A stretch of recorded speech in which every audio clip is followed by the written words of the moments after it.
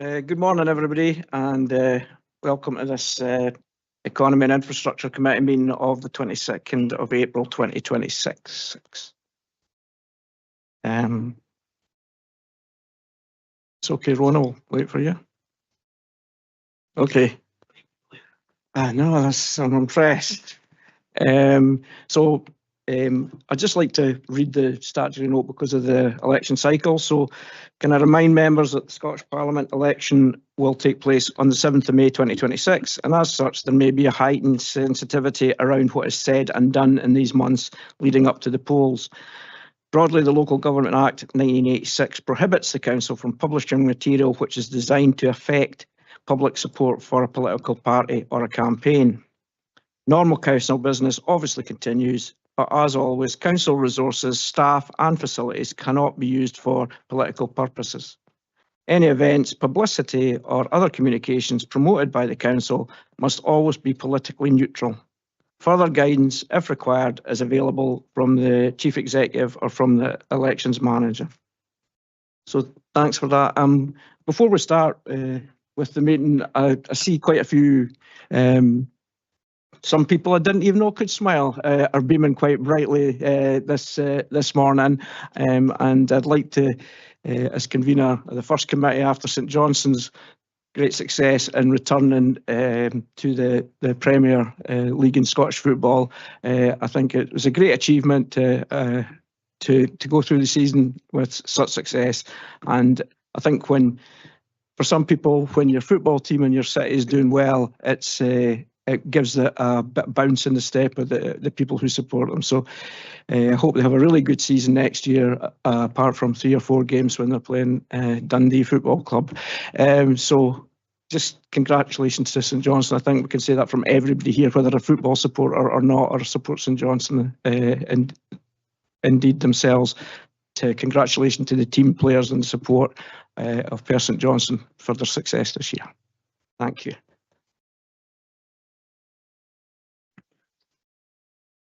Okay, so welcome to this meeting, everybody. We'll have at the top table, to my left here, Jack Welsh.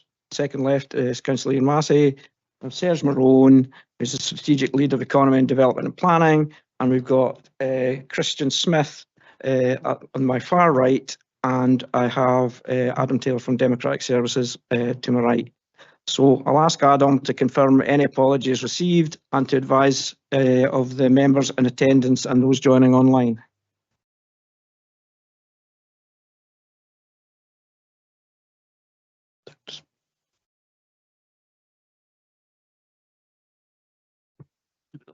Thanks, convener. We've had no formal apologies for the meeting this morning, but we have one councillor online. I'll just ask him to confirm whether he can hear us. Councillor Kogali? Yes, I can hear you perfectly. Thank you. And all other members are present in the chambers.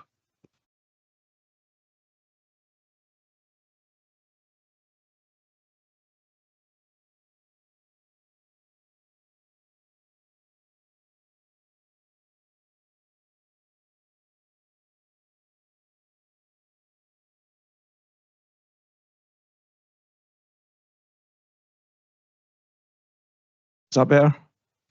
Okay, thanks. Yeah, if anybody wants to draw my attention today, as usual, just use the chat box at any time during the meeting. I'll ask again, are there any declarations of interest in respect of the business on the agenda today? Convener, I contacted Lisa Simpson to ask if I was conflicted by my son working closely with Tayside Contracts through the engineering department of Blairgowrie. So I haven't really had a confirmed answer, so I think I'd set out of that part of the business. Thanks for that, and I think it's the last item of business anyway, so you can be free to go. Thank you. Can we agree the minute of the Economy and Infrastructure Committee held on the 28th of January 2026? You. Are there any questions on the outstanding business statement? I don't think there is anything standing. No. Okay. If we can move on, we'll move on to item 5, which is the Perth West Development Master Plan. And is it Alistair that's speaking to it? Thanks, Alistair.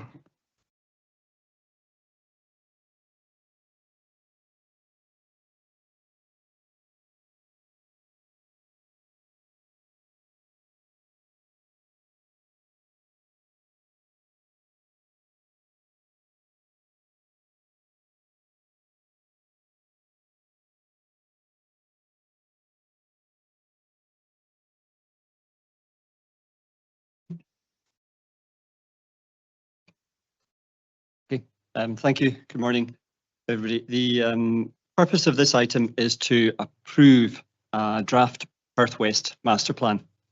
It's been prepared by the landowner for the part of Perth West owned by the John Deere Lamberkin Trust. Now, planning permission in principle was granted for this land in 2023, subject to several conditions, and associated with this in principle planning permission, Section 75 planning agreement sets out obligations, including the requirement for a master plan. So under the terms of the Section 75 planning agreement, the draft master plan needs to set out the land use, structure, mix and density of the development, and it needs to include locations and layout of residential areas, employment land, structural planting land, open space, and also the road access and layout to and from the local road and path network. So those 5 things are what the master plan must cover. The draft master plan has now been prepared by the landowner. It's attached in Appendix 1, and it covers the same area of land that has, in principle, planning permission. Now, and this is the reason for the report, although the planning permission in principle is in place, the Section 75 planning agreement does set out that no further planning applications may be submitted until the development master plan has been approved by the council. And the reason for that, this is to make sure that these applications, these further applications, are consistent with the master plan. Having an approved master plan in place for this part of Perth West is critical to progressing the site's development. The first of the planning applications for the infrastructure to access the site, the underpass, and for the platforming and servicing of the first 11 hectares of employment land is currently being prepared for submission this year. So that's a short introduction as to why we were being asked to consider and approve the Perth West Master Plan today. Thank you, Convener. Thanks, Alistair, for that introduction. So we'll open up to the committee for questions for Alistair, please.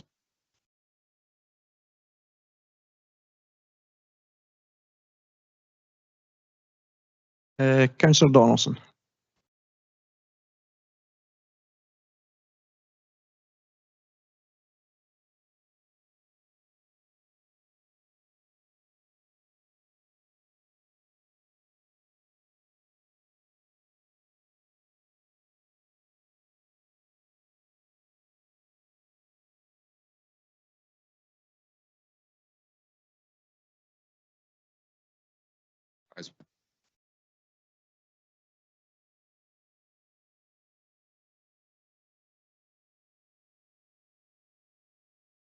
Okay.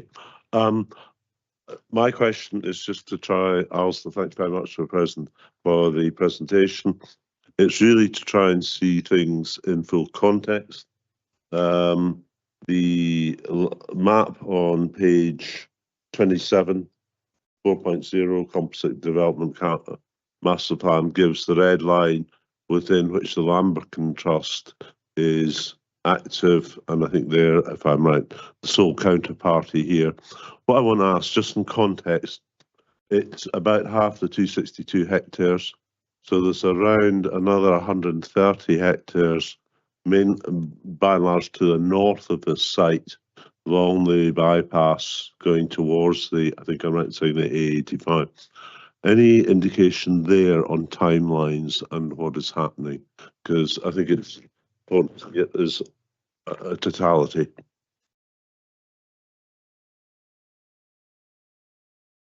You're right. The land that's allocated for Perth West in the local development plan is larger than the red line we have on the master plan here.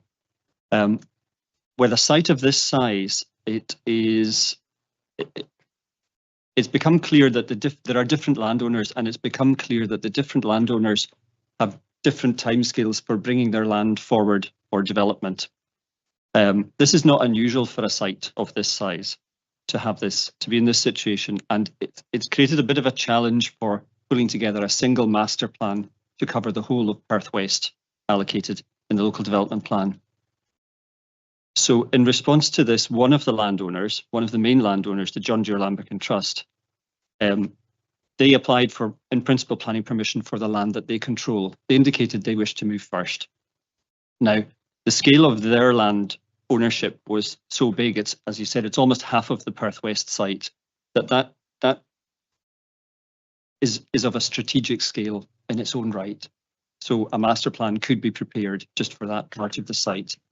The remainder of the Perth West land, which is to the north, as you said, that will come forward at some stage. We don't know. We haven't had an indication from the landowner there when, but that will need to be covered by, or the master plan will either need to be expanded to cover that land, or it'll need to be covered by its own master plan for the same reason as a master plan is needed for this permission. Okay, thanks. And just a quick follow-up and then no further questions. Can I just check, Noah, have you got sound from the chamber now? Yes, it's back again. Okay, thanks. No problem. Right, on timelines, with obviously the remainder of the land, that's quite some time probably in the future. With what we're talking about here, around about 130 hectares, we're talking eventually of 1,500 houses, a whole variety of facilities, employment, community facilities, medical, so on, and also clearly the Eco-Innovation Hub. But what about, in particular in the houses, what kind of timeline are we looking here at? Probably 10 to 15 years or what? I'm not quite, yeah, a broad indication. You're in the right area. It could be longer. There's an awful lot of potential development at Perth West, so it could well be much longer than 15 years. We could be looking at tens of years, 30 years perhaps. We'll have a better idea once we know when a developer is likely to start. I can tell you, what I'll tell you with certainty is that the council is likely to be the first developer to begin developing at Perth West with the underpass, the infrastructure, and the first 11 hectares of employment land. So that's programmed subject to permission, getting statutory consent sometime next year. Now, all of the remainder of land, I probably should go back and just emphasise, none of the planning permission in principle and the master plan doesn't actually authorise any development or any spades or any kind of work at Perth West. That all needs to be applied for with future planning applications for matter specified in condition. So the short answer is the council is likely to move, if planning permission is granted, the council is likely to move on its part of the site next year. And as for the rest of the site, that'll be up to the John Deere Lambican Trust, and if they find a development partner to join them. Alistair, thank you.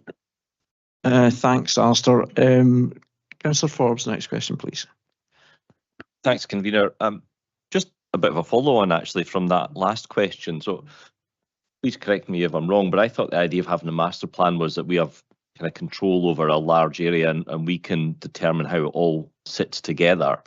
And I'm slightly concerned that if we go ahead with this and we've got slightly less than half of it set out, the next landowner or landowners may do something that doesn't quite fit with that, but because it's coming in bits, that could be an issue for the idea of having the whole thing tied together and looking the same and within our control. Is that a risk to us? Alistair? No, not at this stage. Remember that Perth West is an allocation in the local development plan, and there are specific site-specific developer requirements as to how the site should be developed, including the requirement for a master plan. I think that the master plan for this part of the site being prepared by the landowner there, it's up to the council to decide whether they want to approve that master plan or not. And then as planning applications for each phase of that site come in, the council would approve or would determine those planning applications in the normal way. For the remainder of the site, which is I think what you're asking about, the same requirements would apply. There would need to be a master plan prepared, which would need to be consistent with the local development plan. There would likely be a planning application for in-principle permission, which would set conditions, that would set a framework for what detail needs to come in for approval.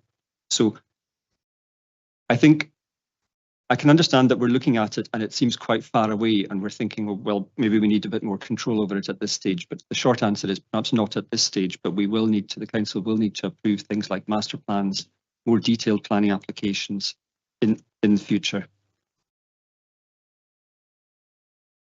Thanks. Councillor Robertson. Thank you, convener. Currently, one of the major blockages in our transport system is Broxden roundabout at certain times of the day. Huge build-ups of traffic there. What mitigation measures are proposed to actually alleviate that current problem and not exacerbate it by the developing Perth West?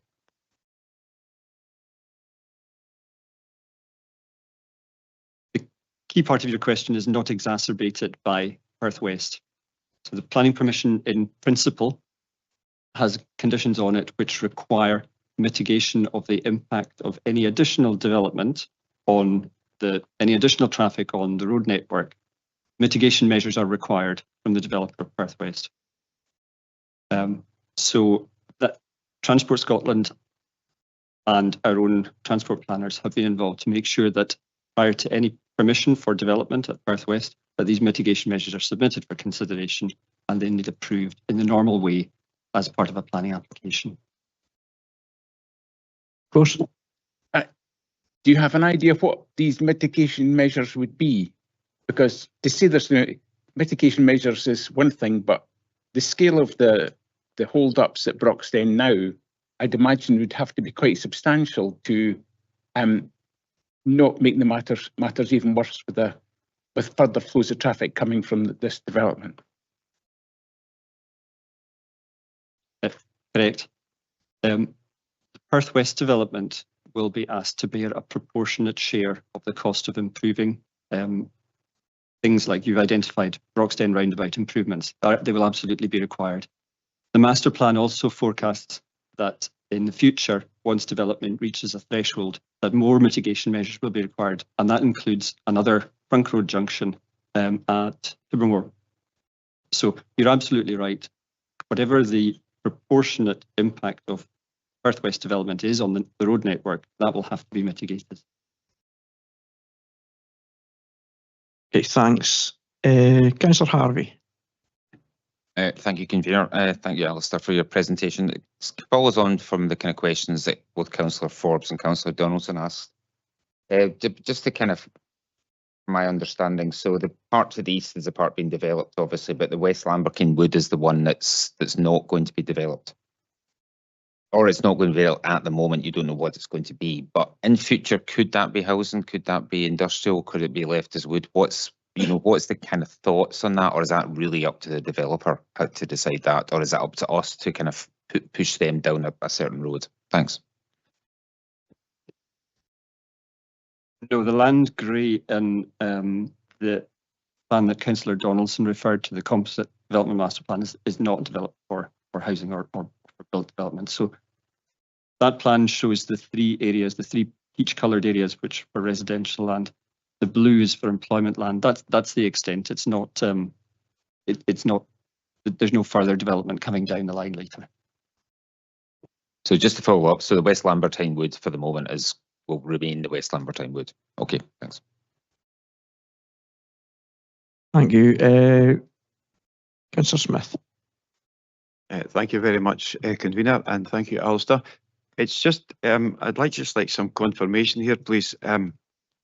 There is a solar panel site, which I hope is not going to develop as far as I'm concerned, but is it just coincidence that it's appeared to the west side of the Tobermoor Junction? It has no connection whatsoever to this development. It's just an application at the moment, but it just seems an awful coincidence. Thank you.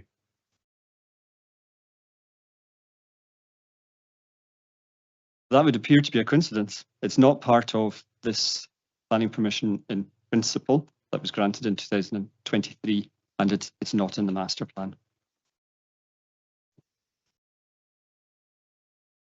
Councillor Watt.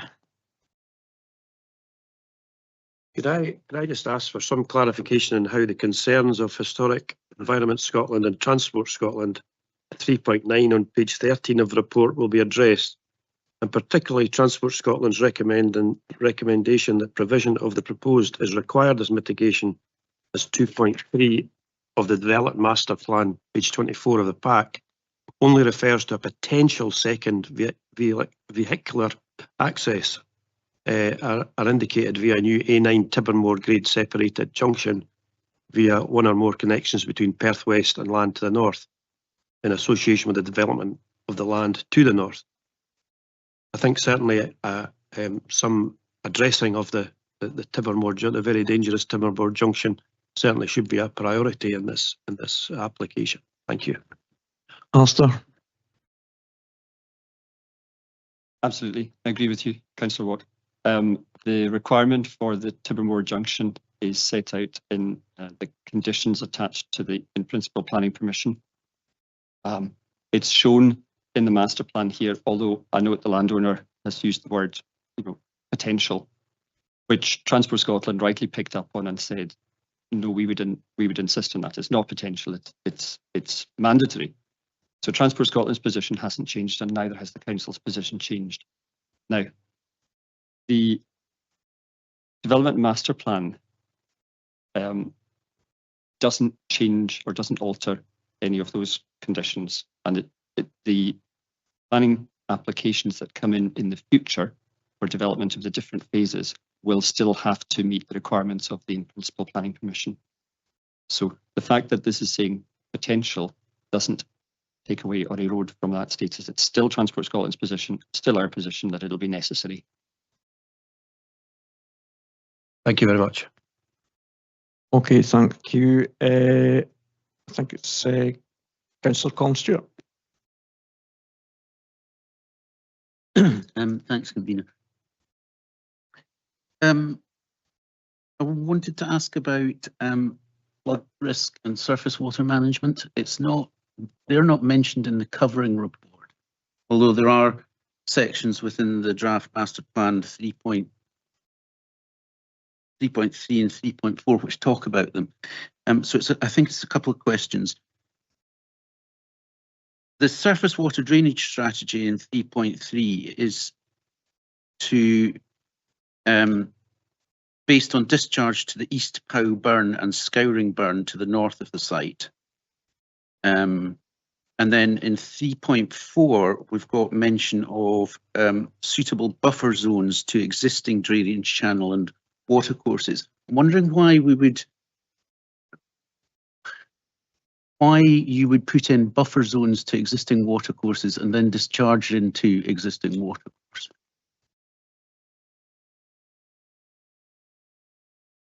Good question. The surface water drainage strategy and the flood risk strategy are matters that would need to be addressed at the point when a planning application came in or matter specified in condition. So these planning applications that I've been mentioning, the future planning applications, they need to be consistent with the master plan, but they need to supply the detail that's required.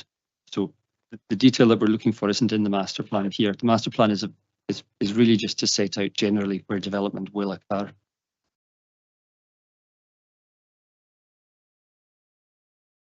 Okay, thanks.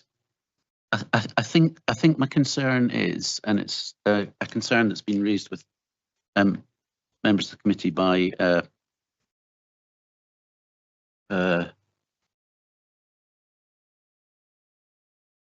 Perth Community Flood Aid, is that if you're discharging into existing water courses and those water courses go into areas where flooding is already known, that means that there's greater water going into areas of known flood risk. So is it appropriate to be increasing flood risk, to be increasing discharge into existing watercourses, and therefore to lay that out in the master plan, regardless of the individual planning applications and the work that would be done with the flood prevention officer at the council. But is it appropriate for the master plan to be saying we will discharge into existing watercourses where those existing watercourses are causing flooding at the moment? Clarification, please. Yeah, maybe I'll help with that. I think the reality of the situation is that at the moment water is discharging into the watercourses from these areas and not as well managed as it might be if development took place.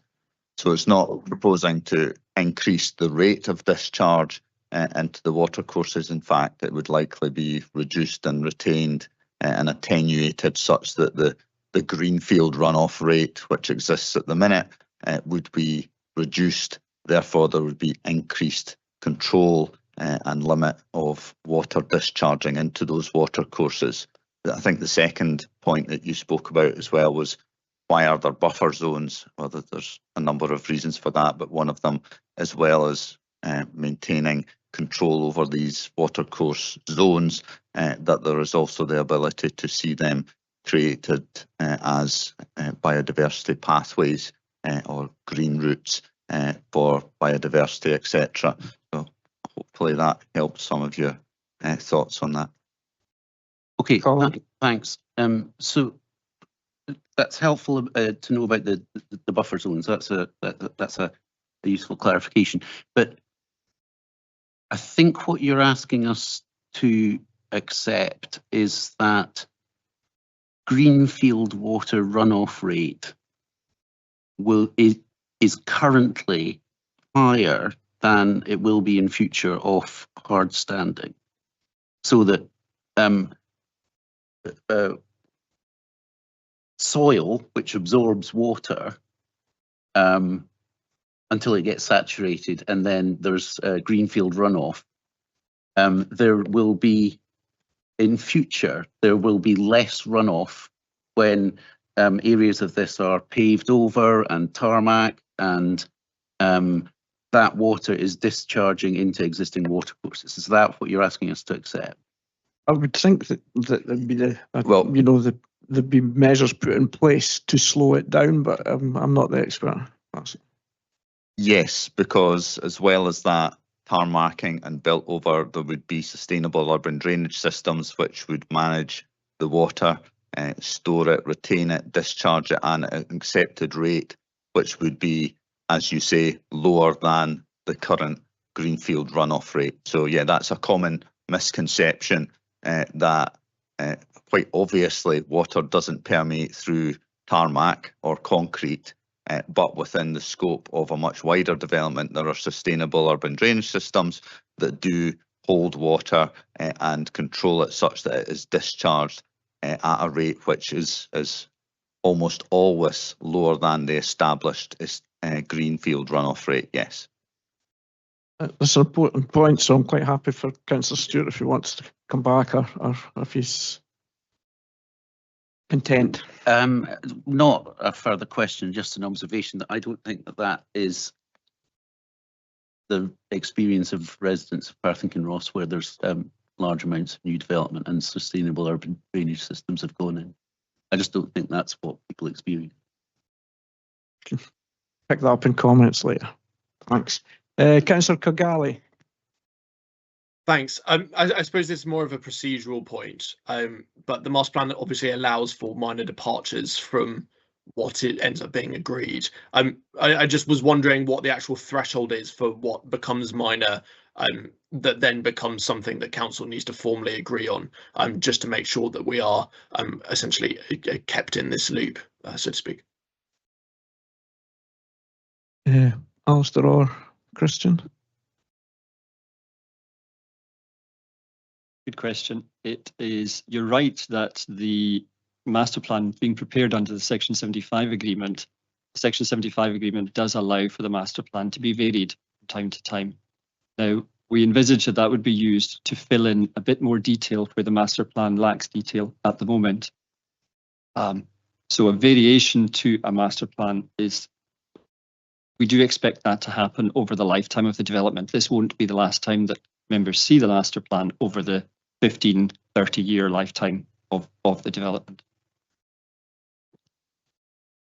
Does that answer your question, Noah? I suppose, yes. I think I was looking more for something, I suppose, more concrete as to what the line was, but I appreciate that might not be possible. Okay, thanks. Councillor Smith. That's your second question. It's Councillor Anderson. Just really follow on from Councillor Alan Watt's questions on the Broxden section. It's been a bottleneck the last 6-7 years, mounting delays in this section, which is so almost part and parcel of this development of the Western Edge. The ownership of the Dublin application owns the ground that's in question for the slips that we would wish to add on that roundabout, coming from Dundee, Edinburgh, and heading south.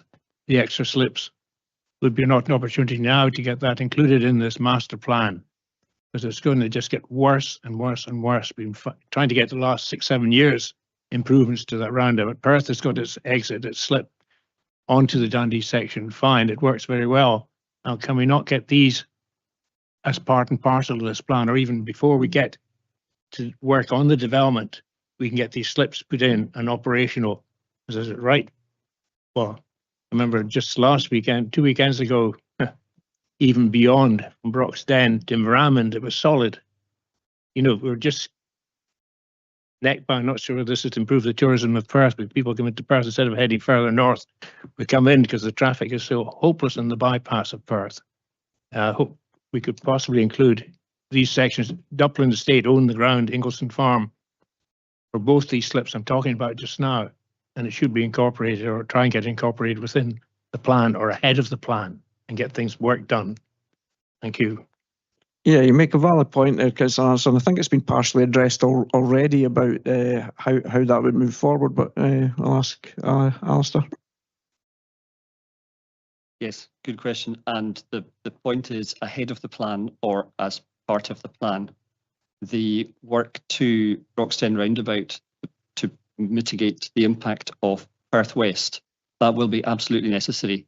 And it becomes necessary at the point when development starts coming out of the ground. So when the houses begin appearing is when their share of Broxden works becomes due. Now, the in-principle permission sets out that details of improvements to Broxden to increase its capacity and to the road network need to be submitted with the first matter specified in conditions application. So at that point, that's when the detail of the improvements you're looking for will come in. It would be nice to have it agreed ahead of, perhaps in the master plan just now, but the point at which it's required, that detail is required to be agreed, is with the first planning application.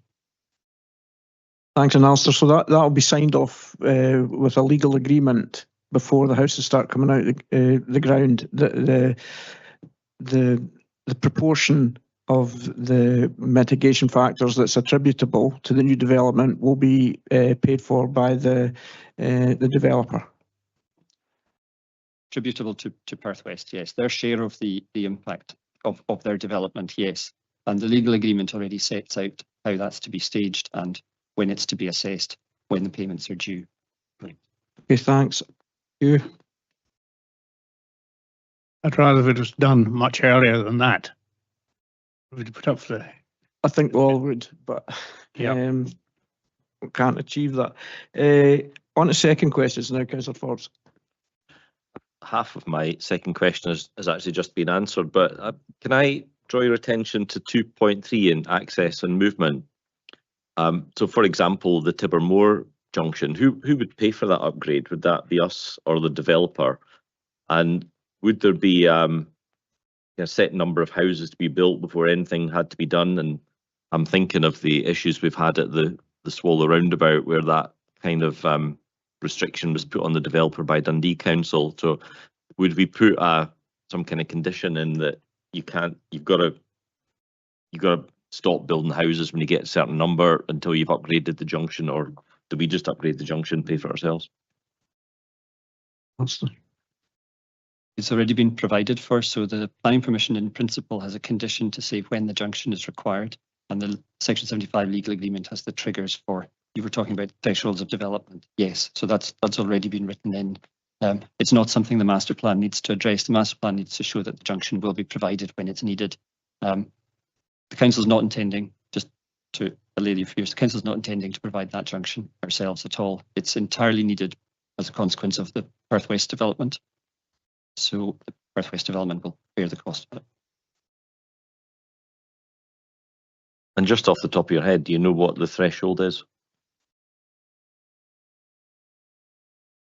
I do.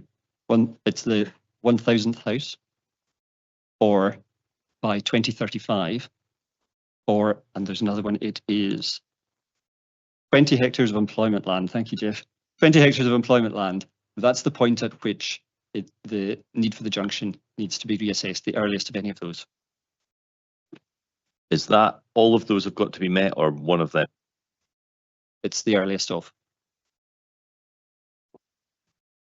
Can I ask a question on that, Alistair? Is it going to be, it's not a set payment now as we were with the Bertha Park Link Road that we'll be asking for funding, which the cost will go up by then, but it's actually the cost at the time that we move forward. It doesn't move forward to say 2033 before it says paid.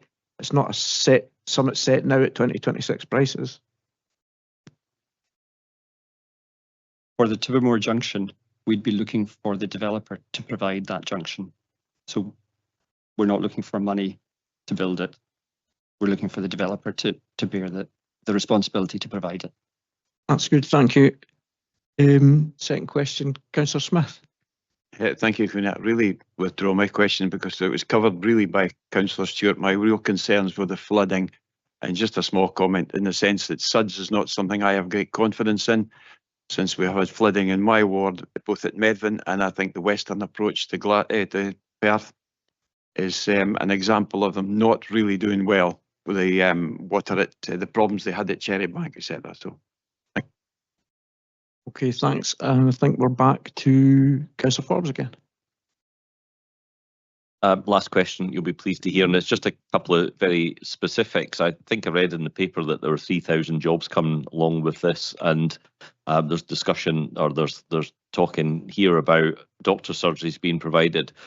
I think we all know that it's great to say, well, you've got to build the doctor surgery, but unless we can find doctors to staff it, it's all kind of pointless. And I always have doubts about numbers of jobs. Will there be anything that we do that forces the developer to provide the doctor surgery, fully staffed doctor surgery? And will there be anything we can do to ensure that the jobs that they've suggested will come do actually come? For the medical centre, the requirement in the Section 75 agreement is that the developers to provide land for a medical centre, and it will be up to the Perth and Kinross Health and Social Care Partnership and NHS Tayside to build the facility, or to get the facility built and to find the staff to run it. Now, given the surgeries in Perth at the moment, it is anticipated that one of the GP practices would be interested in taking on something in the west of Perth, because there's a large population, a lot of their patients live in the area. So that's why there's provision for land for a medical centre.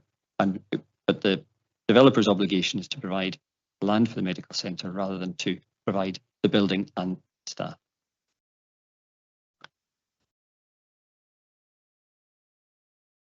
The council is taking the initiative by developing or platforming the first 11 hectares of employment land, which we're taking that up and we're directly doing that. That's to kickstart the development of employment land in the area.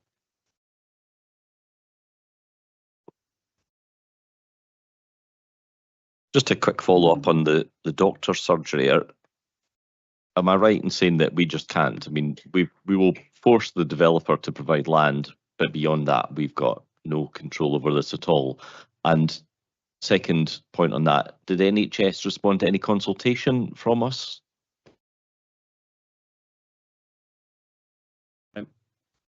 Short answer, yes. The NHS Tayside have been involved. They were consulted and they made comments on the planning permission in principle, which was approved back in 2023. But I think things have moved since 2023, and the NHS are Tayside and the Health and Social Care Partnership are both quite involved in watching what happens at Perth West, the preparation of the draft master plan, and the forthcoming, opening up the infrastructure to access the site. So they do know that land for a medical centre is written into the Section 75 agreement. They do know that's their opportunity to locate in the area. So I think our work with NHS Tayside and the Health and Social Care Partnership is much more integrated than it was even when this application first came in. Okay, thank you. Councillor Watt, second question. Thank you, Convener. I've caused to use Tweed Place quite a lot, especially when following St Johnstone and heading to McDermott Park. I echo your comments from earlier, Convener. And it's very much a choked artery, that section of from the roundabout at the services round to probably where the garage is. Is there any thoughts or plans to improve that road to cope with the extra traffic from the underpass? Yes, is the short answer. Mitigation measures to mitigate the impact of development on the road network. I know we've talked about Broxden and the trunk road network, but also we're talking about the local road network as well. So mitigation measures to be agreed when development begins to come forward. Thank you. Councillor Stewart. Thanks, Convener. Can we, without rejecting the master plan, condition it if we think that there are further mitigations that we could put in place? The short answer is probably not. It's a no. The report's asking for the master plan to be approved or not approved.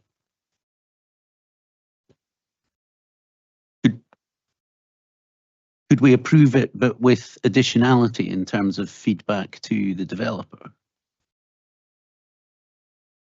Well, it's not our master plan. It's the developer who's been involved in preparing it and submitting it for approval. And the way our legal agreement, our obligation to them is to tell them whether we approve it or not.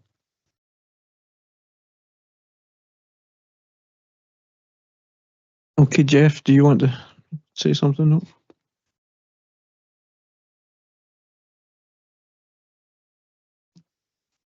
Thank you.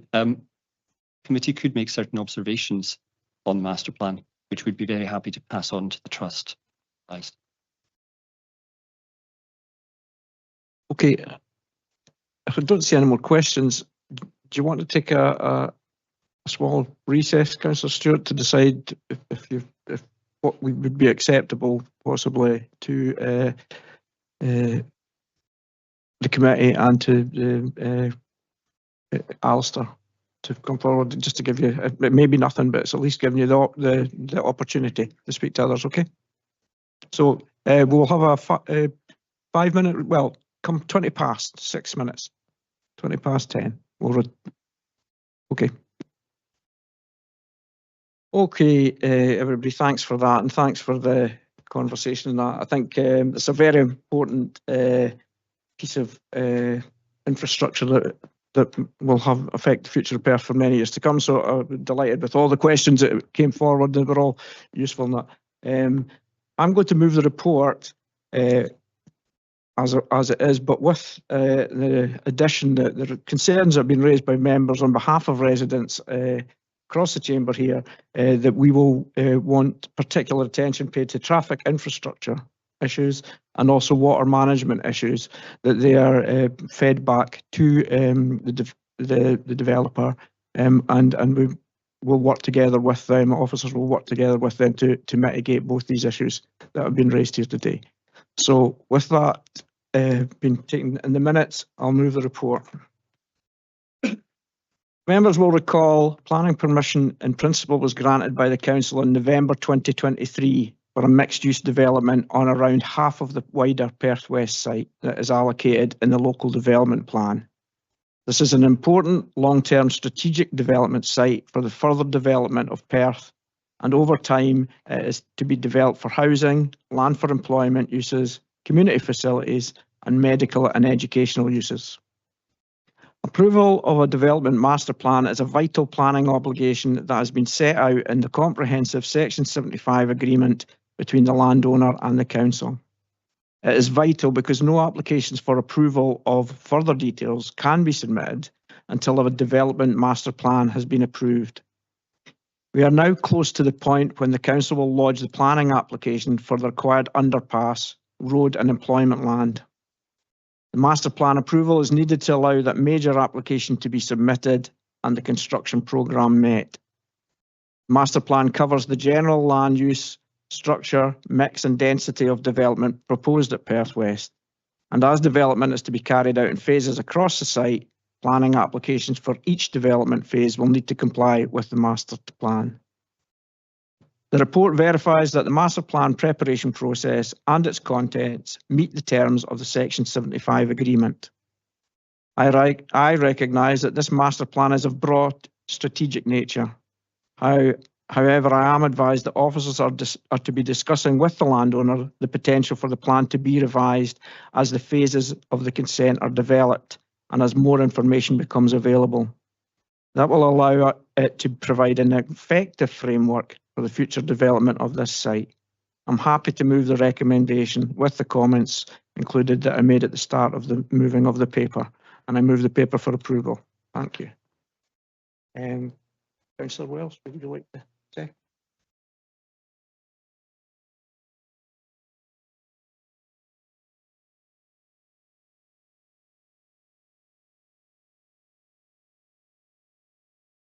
Is that better now? Yeah.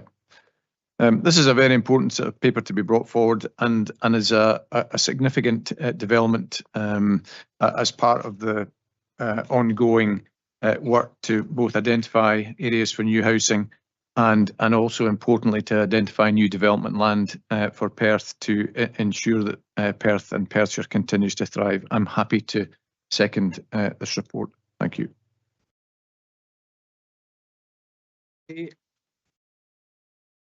I see no amendments coming forward, so can we pass before I pass it?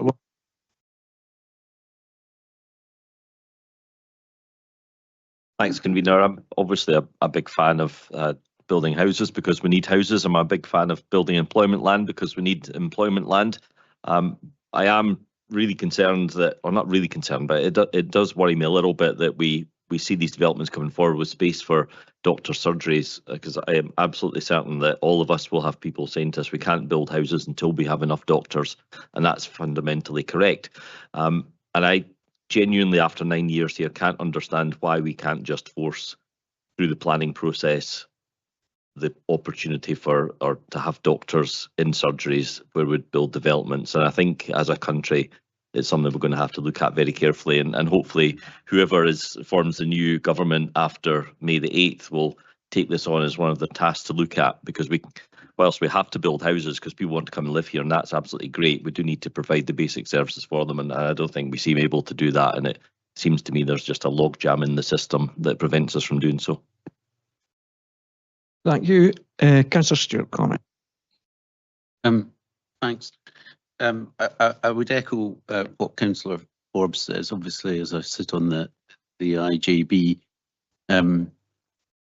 we have had to go through the process of seeing the loss of surgeries and branch surgeries across Perth and Kinross over the last 8 years.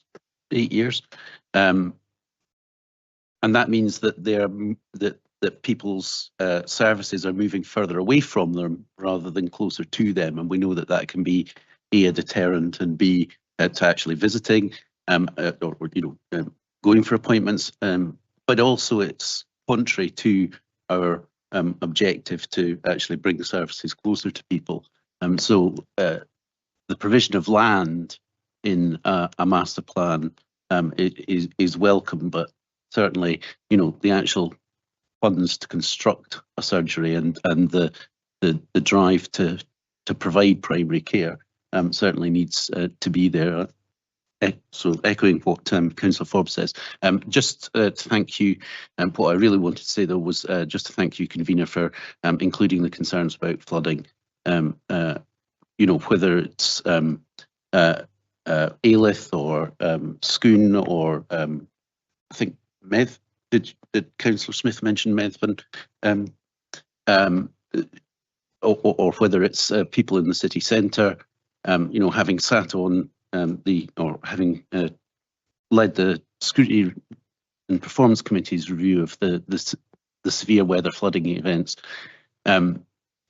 severe weather events back in 2023, we know how scared and how scary these flood events can be for people, and so anything which will mitigate against, you know, making sure that we're paying proper attention to that as an issue and mitigating against it with future development should hopefully reassure the residents of Perth and Kinross and the people that have to be at the sharp end when severe weather events happen. Thank you. And thanks for that, and thanks for your comments there. But I think it shows the benefit of the committee system that when we're sitting here, we can all listen, officers and people at this table and across the chamber, and come to some sort of approachment of good ideas. So thanks for that, Councillor Watt. Sorry, Councillor Willie Robertson. I'll speak for Councillor Watt. I think, as you said, Councillor Wells, this is a very important paper coming before us today. And the thread that runs through it is people want to come and live in Perth and Kinross because of the quality of life that we can offer them. And it's very important that all new developments recognise that fact. We don't want to take actions that are actually going to make the quality of life of our citizens worse. And I think that's reflected in the questions and the comments that have come from the committee. And I'm encouraged by the responses we've had from the officers that you obviously share those thoughts, especially with our infrastructure, not just our access to healthcare, but also our infrastructure with regards to roads and transport. We already have problems with that, and I'm glad to hear from the officers that they're aware of that and they'll be doing what they can to address that as part of this development plan going forward. So thanks for that. Thank you. If there are no other comments, can we agree the report? Thank you. So we'll move on to item 6 on the agenda, which is the review of the planning enforced charter. I think all the members of the committee had some correspondence. I passed the correspondence to Mr. Smith, who will, in his introduction, address some of these questions that were brought forward rather than us all individually asking them. You obviously still have the opportunity to ask questions, but hopefully many of the ones that were submitted to us will be answered in this introduction. So over to you, Mr. Smith. Thanks. Thank you, convener, and good morning, councillors, those of you in the room and one online and anyone else that's listening in. Maybe just first of all to respond to the point by the convener there. Yes, since publication, further helpful proofreading has identified some wording and other presentational improvements which could be made. That's been discussed with the convener and some others and will be actioned. But I'm not proposing to go into any detail on that fairly minor matter. So this report relates to the requirement of the Council as Planning Authority to review, update or refresh its planning enforcement charter every 2 years. As said, the overall approach to planning enforcement matters is not proposed to change, and the changes proposed primarily relate to how we will monitor the activity of the service. Particularly the number of service standards is to become more focused and simplified. The first customer service standard relates to initial acknowledgement of initiating an investigation within 5 working days, this giving a case number, contact details and whether a visit is to take place. The second service standard relates to works which are considered likely to be granted planning permission and the approach we would take.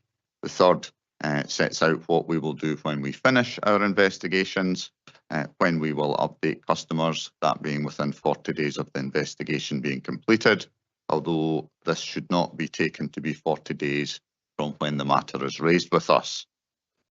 On what are designated as being high priority cases, an update is hoped to be given within 10 working days. When a case is closed, we will publish a closing report that explains the situation, that continuing the approach we have at the moment. Fourth service standard relates to when formal action is considered necessary. Here we will aim to issue an enforcement notice within 60 working days of the case being opened, and we will advise customers when that happens. Finally, the fifth standard is associated to any appeals made in relation to an enforcement notice we serve.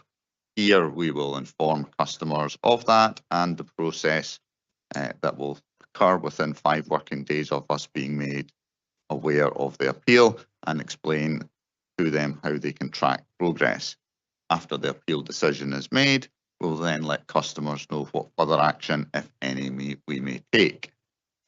So to conclude, this report focuses on continuing our planning enforcement activities with a similar approach to that of recent years, but recommending simplified markers for monitoring activities and communicating with customers. Thank you. Thank you, Mr. Smith. So we're open for questions, and it's Councillor Forbes. Thanks, Convener.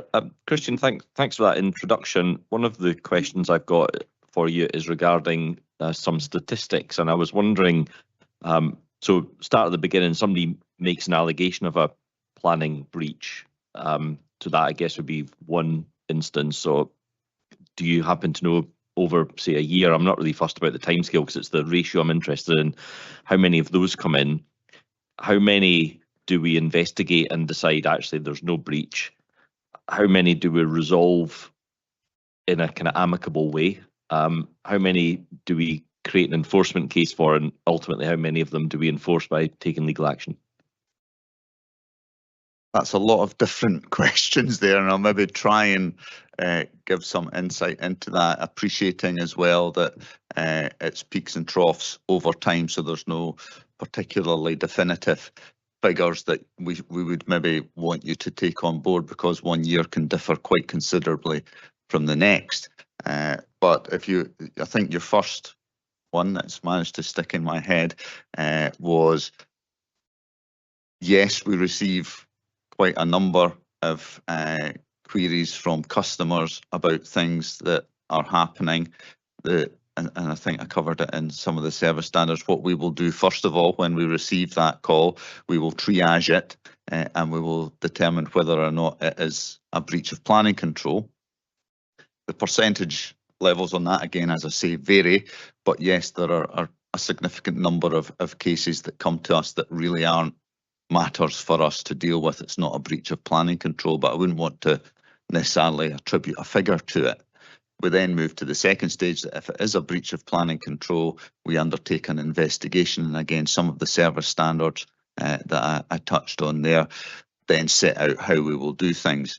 There is a percentage of things that are brought to our attention which, although they don't have planning permission, would obtain planning permission unchanged, and then we need to consider what approach we take in relation to that, and we will set out what approach we would take.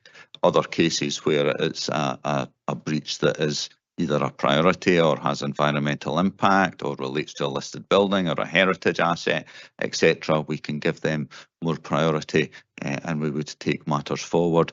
We can then set out to you, and I can provide you with some stats if you're looking for that in due course, on how many enforcement notices we serve, what types of notices they are, and then the compliance rate related to them.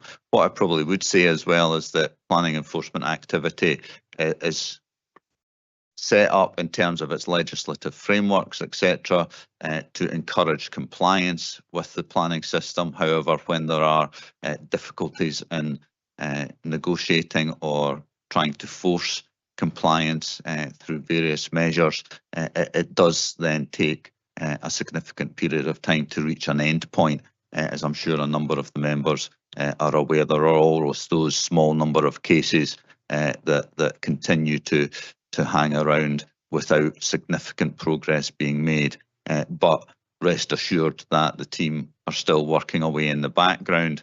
It might not appear that significant progress is being made, but as I think I will have discussed with a number of the people on the committee today, we are working away hard in the background, but it is very difficult at times to have things resolved in the way that many would like to see it undertaken. So hopefully that touched on the majority of the points that you put across there.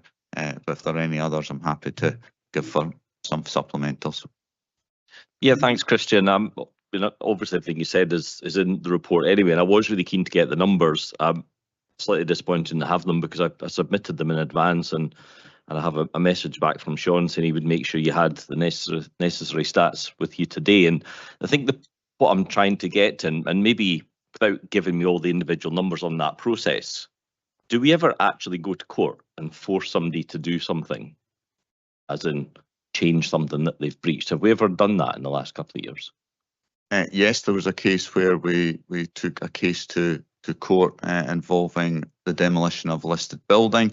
That went to court, and the two parties involved were found guilty. Well, I think admitted their guilt and were fined £500 each. And so that's one case. Are you able to give me an indication as to how many cases started the process to get to that one enforcement? And the reason I'm asking this, and the reason I'm pushing on it, is because I hear it, and I'm sure other members hear it, that the council don't care, we've reported this and nothing's ever been done about it, and we hear this over and over again. And I completely get what you're saying, that stuff's always happening in the background that we don't necessarily know about. But I think it would be really useful if we were able to say, well, actually, we do this because look, we've had 100 cases that have come in, and 5 of them have gone to enforcement. That may be good or bad. I'm not judging that. I think it would just be really useful to know that. I think probably what I would say in relation to court cases, that is the ultimate sanction. It is not the only tool in the planning enforcement toolbox, and there are all sorts of activities taking place that would be considered as formal action. There are multiple types of notice that we serve, etc., etc. So I wouldn't want to be focusing on taking someone to the Procurator Fiscal. What I would say in relation to that particular case that I put to you, it didn't resolve the planning breach. The building was demolished and the guilt was admitted. The building wasn't rebuilt. They were found guilty and fined £500 each, where the maximum fine available to the courts was £20,000. So it's a very complex balancing of considerations as to whether or not it is felt that it is appropriate and proportionate for the council to take a matter to court. I don't have the figures of that case in front of me, but the costs to the council of taking that case to court was in the tens of thousands of pounds. The fine money that was levied on the individuals goes to the court, not to the council. Thanks. Councillor Duff. Thanks, Convener. My question's regarding section 4.6 on page 33. It's about customer service standard 2. My question here, I suppose, is just about the language used and whether it accurately reflects the Scottish Government guidance here. The Scottish Government guidance states, accordingly, where the planning authority's assessment indicates clearly that planning permission should be granted for development which has already taken place, the correct enforcement approach is, assuming an informal request to submit a respective planning application has been unsuccessful, is to issue to the person responsible for the development a notice under section 33A, requiring application for planning permission for development already carried out. In the the text around this, it talks about we may invite the person responsible to submit a planning application. We can also issue a notice. And I just wonder, in terms of the message that's being sent here, whether we should be more of a presumption that we will issue an enforcement notice where people carry out works which should have had planning permission but don't submit a planning application when invited. And it's again, as I say, I think it's about the message being sent here, and I wonder if we should tighten up a bit on the language around about that, where cooperation isn't given. Thank you. Yeah, I think you're to an extent correct there, but maybe the consideration is also, is that the proportionate approach? So we could, an example being Mrs. Miggins has put a shed in her back garden that is 10 centimetres closer to the fence than would be permitted development. It's perfectly acceptable. It would be granted planning permission forthwith. Do we then serve a notice in that situation on someone that actually the notice in itself only says you should submit an application? If they don't, it's then leading us to then make a consideration as to whether or not we report them to the Procurator Fiscal. So the question is that a proportionate approach? If the council feels that in every case we should be serving a Section 33 notice, then we will take that on board. I think the view of officers of that would be a disproportionate approach, other than the cases where we do so. Thanks, Kisha. I'm not proposing that we do that in every instance. I'm just thinking that the language is a bit, it's not, in terms of the guidance, it does say that, we should, the presumption, I think, should be that we will issue, and not in every case. But I just felt in reading it that, we may invite the person responsible to submit a planning application. Just didn't accurately reflect the Scottish Government's guidance as to what should happen where people don't follow through on a request to put a planning application in. Again, maybe just to clarify, but it is standard practice that we would invite them to make an application. Maybe what we're then talking about is, if they then choose not to, should we automatically then serve a notice on them? And I think in our view that in the vast majority of cases where the development is determined in the view of officers to be acceptable, that we feel that that's not a proportionate approach. Okay, thanks. Councillor Stewart. Thanks, Convener. Similar to Councillor Forbes, I think it would have been useful to have some stats. This particular stat that I'm going to ask about is complaints. So one of the things that the Charter has to lay out is how to complain about the way in which the authority takes enforcement action. And I just wondered how many complaints, either stage 1 or stage 2 or SPSO level, the authority actually has on planning enforcement matters. Again, I don't have the exact stat on that, but I have to sign off the vast majority of these. We do receive a number of complaints about the outcome of planning enforcement investigations. Very few of them are upheld, and even fewer go to SPSO, and to my understanding, we've not received any negative comments from the SPSO, but our approach to planning enforcement and the judgments that we make are very sound. Thanks. If members feel it worthwhile, I know that Sean was going to be here to has an appointment they can't miss, so he could maybe furnish us, the members of the committee, with some of the stats that people are asking for. Christian, would that be possible? And a briefing note, some sort of briefing note. Yes, of course. I mean, Sean did provide me with 1 or 2 stats, not not to the detail of certainly what I've got that Councillor Watt asked about. But you know, I'm trying to see if there's anything else here, and I can certainly get back to you. But if there's a list of stats that the committee would like, we can certainly provide them. Thanks. Colin?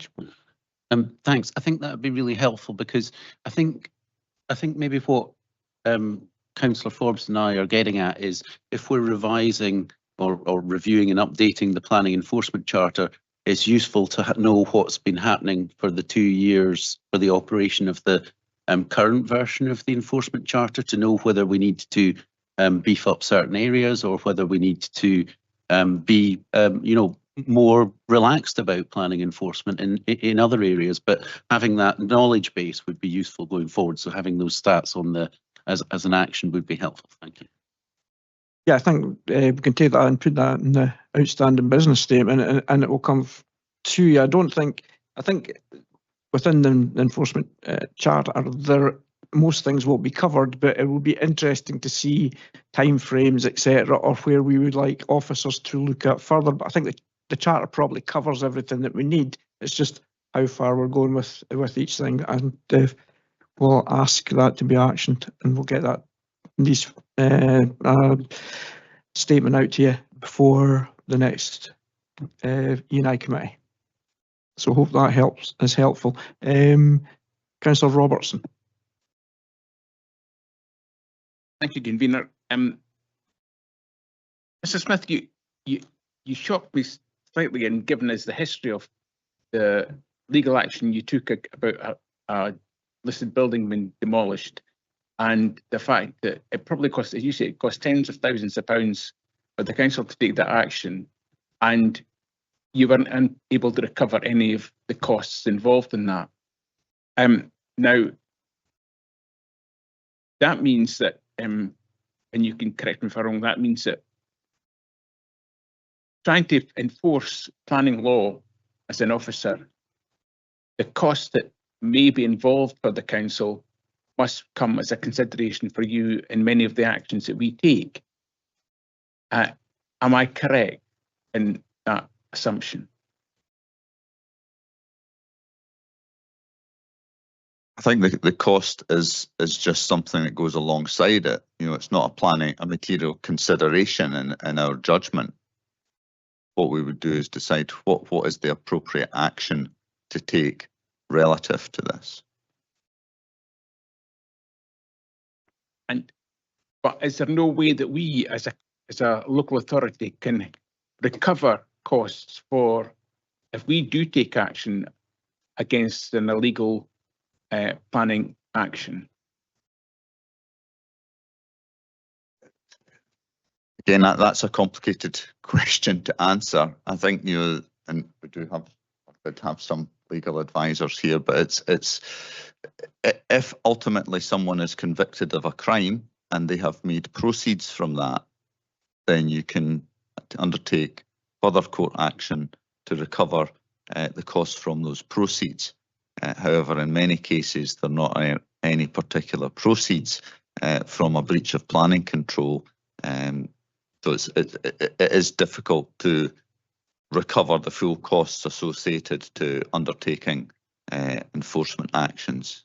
Yes, but that's, as I say, and maybe as evidenced by the case that I highlighted to you, I think we were always aware that the cost was going to exceed what we would ever see in fines, not that those fines come to us in any case. So you can have a moral victory, but actually it's of no value to us.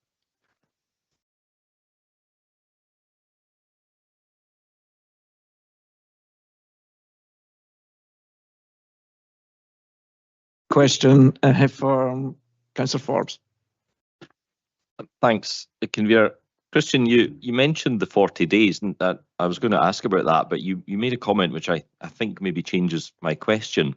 I assumed that the 40 days was when the allegation of a breach came in, and I was going to suggest that seemed remarkably low, given that we haven't managed to meet it, I don't think, often, if at all. But you said something which I can't quite remember, which would suggest that the 40 days doesn't start. Can you maybe give us a synopsis of how that works?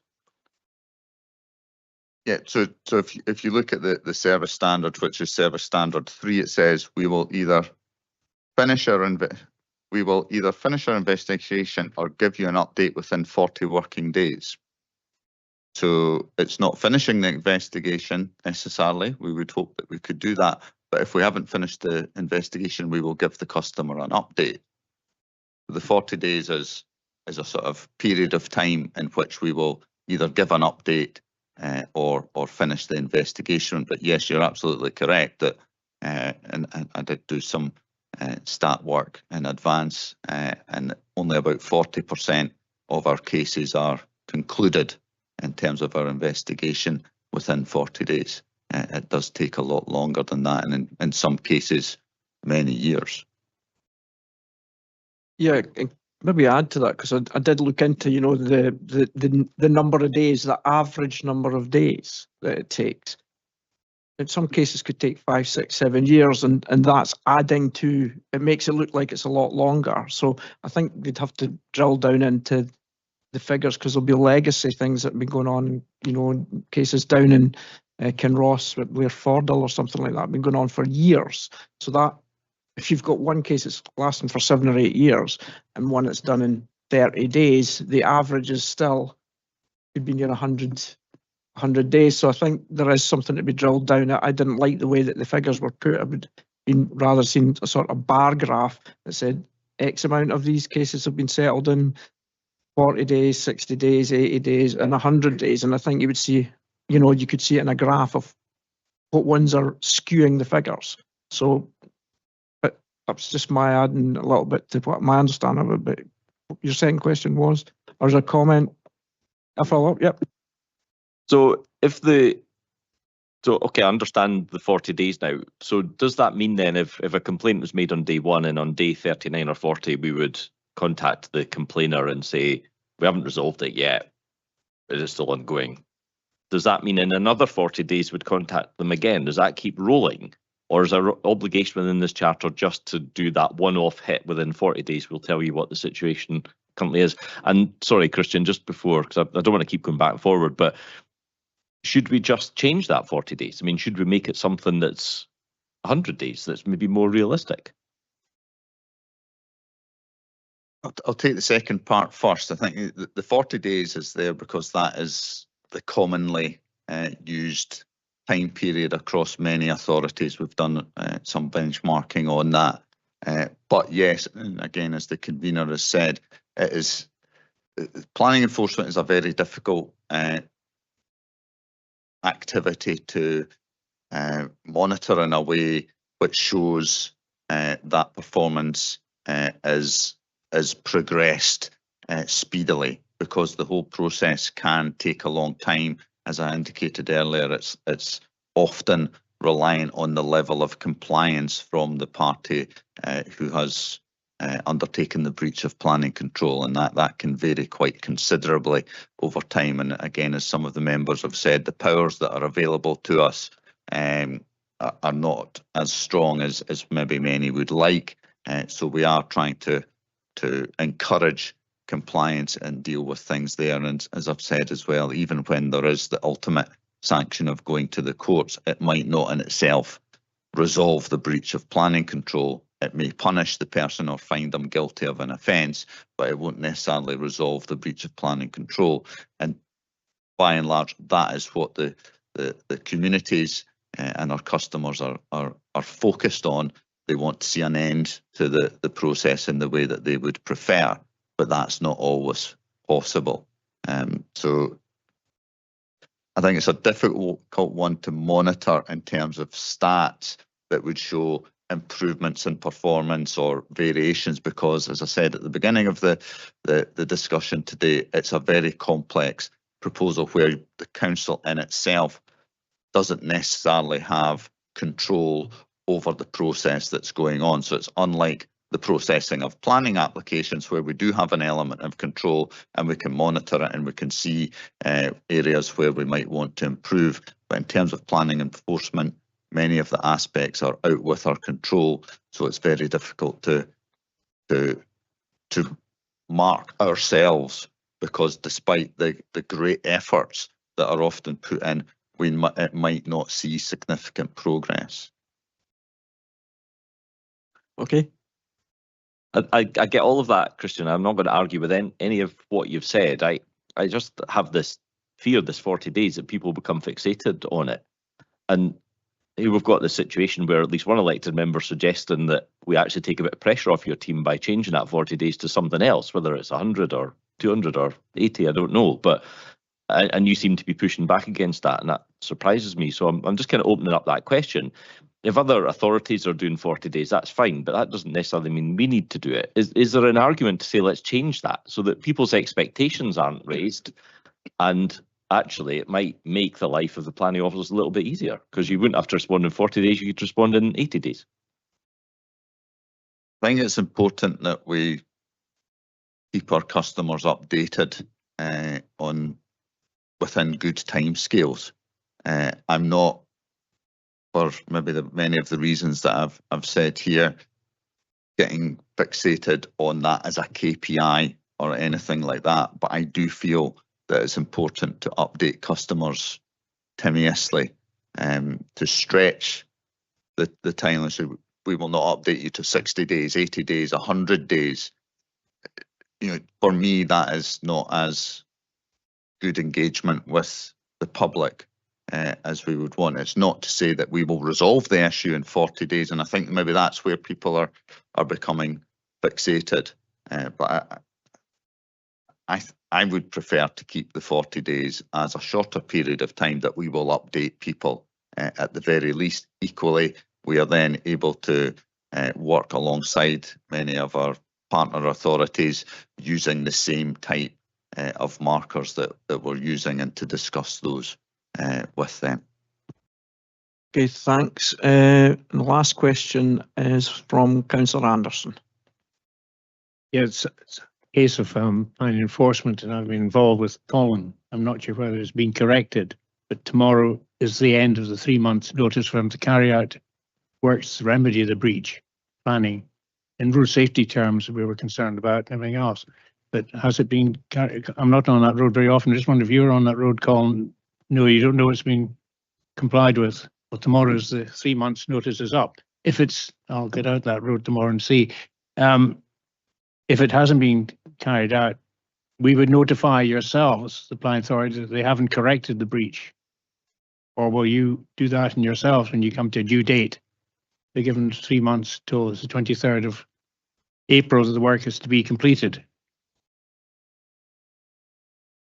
As an individual one, just an one individual case, but and you're quite right to raise it, but I think you could raise it offline, do your own investigation tomorrow, and directly contact somebody in enforcement with it, rather than we discuss it at this forum, if you don't mind, because we've got a lot of business to go through, and we've all got individual cases that could be. Yes, I was just concerned about the aftermath. What might be if it's not been carried out? How long enforcement will be properly taking place? Okay. Thank you, and thanks again for all the questions and that, and do take up on that directly with the officer. What I'd like to say first before I do it is I admire actually the bravery of our enforcement officers. I think it's when they're going out every day to work, you can be moving into some pretty hard environment to deal with people who are obviously planning applications that they're doing or things they want to do is very close to their heart, and there can be heightened tension. So that's the first thing we'd like to, if Christian can take back to the whole staff, but the frontline staff especially, have to go out there and physically discuss, shall we say, things with residents on the ground. And I think it takes a bit of bravery to be able to do that. As convener, I have volunteered to go out with one of our enforcement officers to I probably hide behind her when we're talking to people rather than be up front. But I just want to make the point that I admire them for doing it. And since I've been a councillor in 12 years, we've really beefed up our squad in numbers. There was only I think 2 enforcement officers at one point, and one of them was also doing tree enforcement, and we're up to full complement now. So that's been decisions that have been taken through budget process by every one of us. So I think we are taking enforcement seriously, and I think we tend to get bogged down in the difficult thing with timescales. So I'm going to move the paper now, and planning enforcement plays a vital role in protecting the integrity of the planning system and maintaining public confidence, and ensuring that development takes place in accordance with approved policies and permissions. I therefore welcome the revisions set out in the updated Planning Enforcement Charter, which provide greater clarity, transparency and consistency in how enforcement matters are handled by the Council for both the public and developers. The revised improved customer service standards will ensure that customers are dealt with timely, breaches are dealt with sooner, whilst providing staff with more flexibility. In Perth and Kinross, we have a strong and proven track record of dealing with planning breaches, and I'm satisfied that this revised charter will continue to provide the residents of Perth and Kinross with a robust planning enforcement service which is fit for purpose. I'm happy to accept the recommendation in the report and move the paper for approval. And can I ask again Councillor Welsh to second, please? Thank you, Convener. And again, I'd like to echo what the convener said. Planning specifically in this area can be quite challenging, and ultimately, the public needs to have confidence in how these matters are taken forward. And at the same time, it's hugely challenging at times to balance that with ultimately the work of officers and ultimately the right thing to do. I'd also like to reflect on both the last paper and this paper in terms of the questioning which has come forward from committee members, and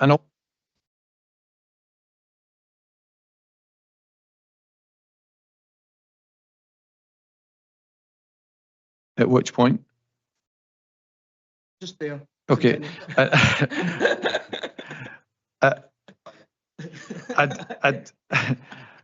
I'd also like to thank those members of the public that have been in touch with both committee members and myself with regards to this particular paper. It's important that the public do have confidence that there is expertise and there is interest and passion within our communities. And if members of the public do get in touch with us, we are absolutely keen to make sure that they participate in the process. This is not about policy being done, and ultimately we're all here to serve the residents of Perth and Kinross. So on that basis, again, I would like to welcome this report and the work of officers and to second this report. Thank you.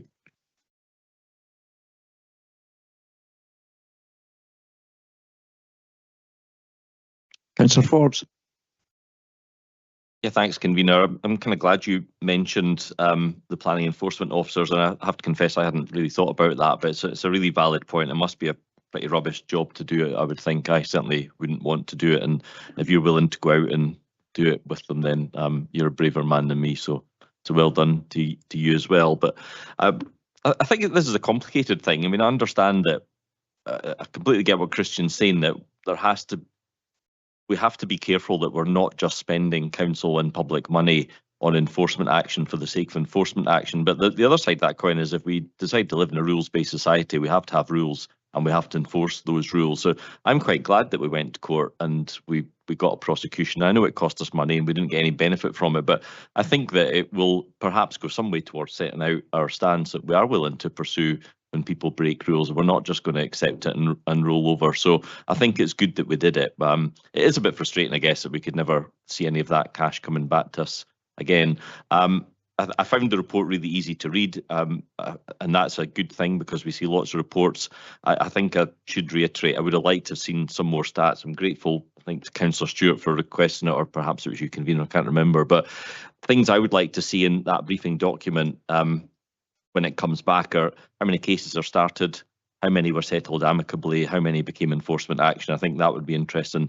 And also, I'm going to go back just briefly to the 40-day thing. I think it would also be useful to know that how many, do we contact everybody within the 40 days, and do we continue to keep them contacted within a 40-day block? I think that would be useful to know as well. Thank you. Okay, I don't see any. Thanks for these comments, Councillor Forbes. I don't see any other comments, so can we agree the paper? We've got a very important paper coming up next. I'd like to offer a 5-minute recess before we move forward. Okay, so back at 12 minutes past. Okay. And that's us back in session again. Thank you very much.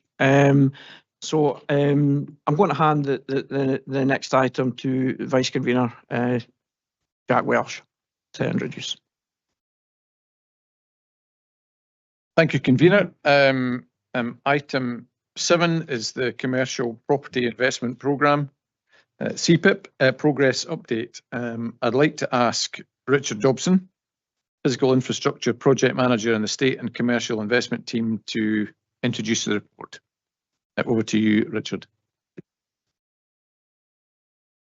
Thank you and good morning, councillors. I'm Richard Dobson from Estates and Commercial Investment, the Physical Infrastructure Project Manager there.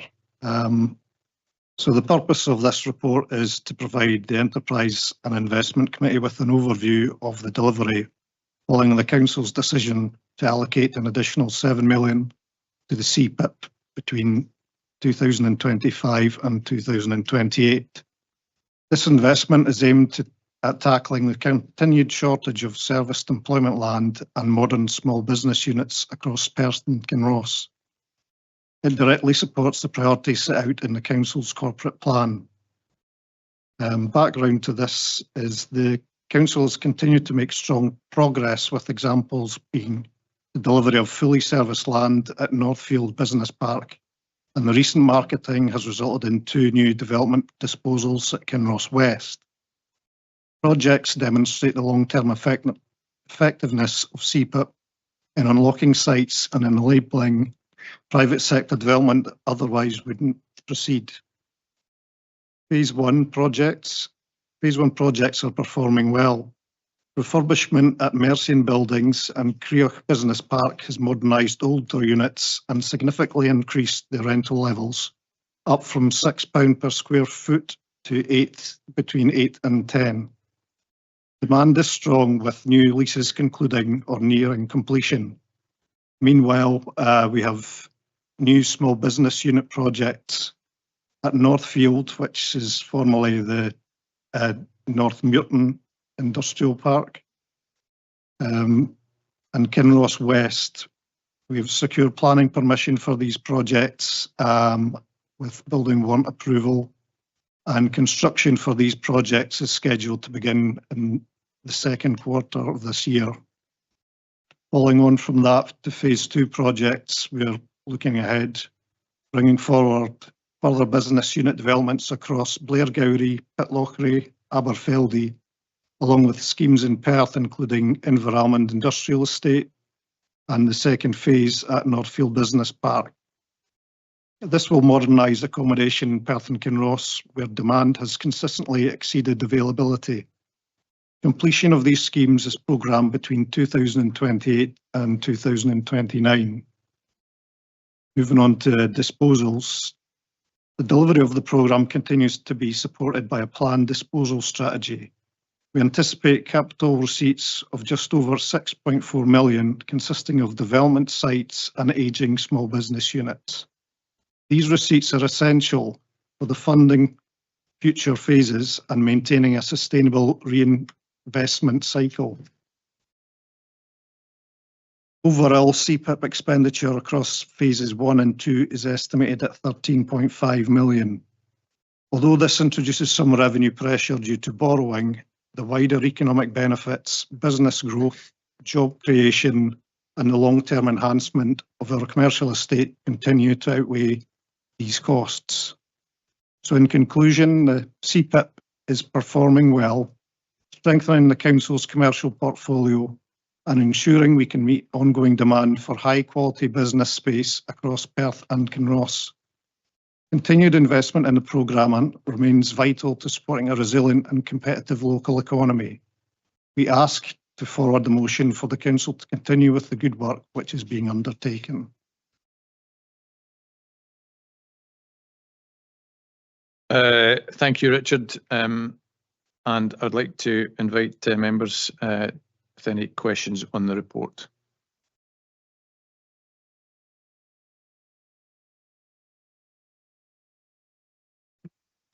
And I've got Angus, were you your first question on this report? So please go ahead. Thanks. Thanks for your introduction, because it answered one of my 6 questions, so we're down to 5 now. But I won't put them all out right at the start. I'm just not quite grasping what SCAPE is. You know, I love a great acronym, so having CPIP and SCAPE all in the same report is really good. So can I ask a specific question that might help me understand what it's about? 4.2, where it talks about how SCAPE operates. I'm wondering if that's cheaper than getting it done in some other, what I would call the more traditional way. What are the benefits to the council to do that?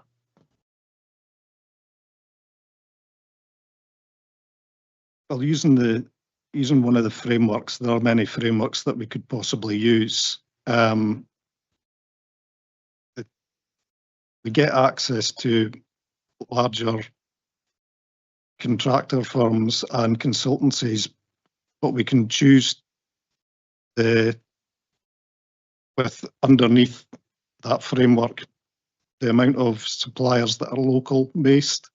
So we're still benefiting from using local consultants and contractors, but we have a wider pool of expertise within that area. And using the SCAPE framework allows us to move quicker through the procurement process, because that element of the procurement process has already been done. And that's one of the main reasons that we've chose to go through a framework rather than doing everything piecemeal, where you'd have to select everything separately.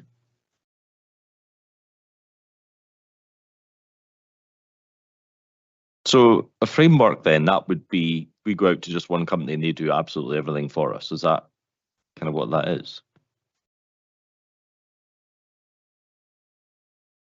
Well, so could I just jump in, Richard? I think it's probably worthwhile explaining what a framework is, and specifically the SCAPE framework in context of the work you're doing, just around this, piece around ease of procurement and access to contractors, etc. I think that'll be useful for the committee.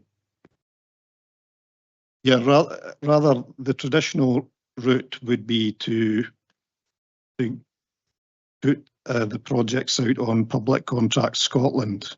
And that would be, considering the value of the project, that would be it would be a competitive move, but it would have a broad range of suppliers that would put forward their proposals. Not all of them would be ones that we would have previous experience of, and the vetting of these suppliers are an unknown as well.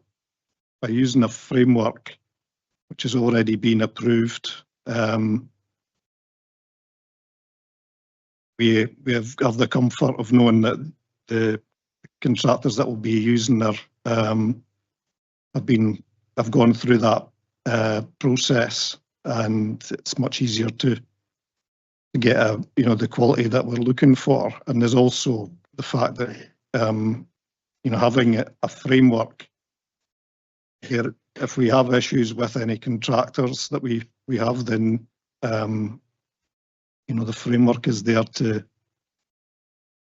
ensure that these aren't able to be used again. Okay, hopefully that's clear. Certainly, it's maybe worthwhile in future just putting a wee bit of a kind of, appendix around some of these, just to provide further explanation in, in due course. But Stuart, your question, please, if you can take the first one.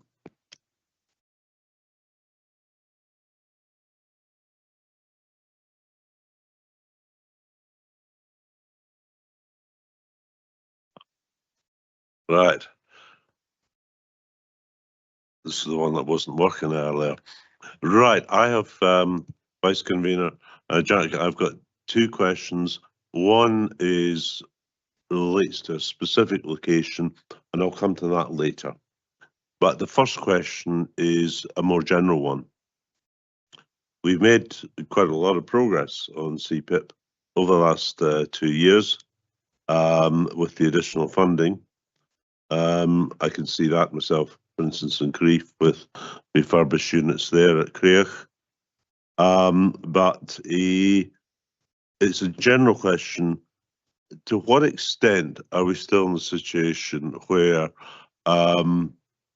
demand is outstripping supply?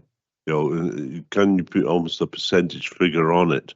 You know, what more do we need to get to more equilibrium? And I think in particular, because, you know, we can see in Perth with Inveramond, with Northfield, but if I look at the other communities in Perth and Kinross, where is that gap between demand and supply especially pronounced? And it needs more to be done.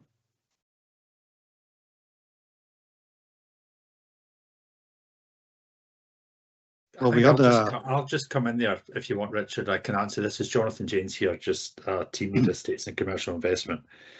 I think when, you know, we obviously did a market survey through Ryden, looking at the whole demand and supply that was required within the Perth and Kinross region.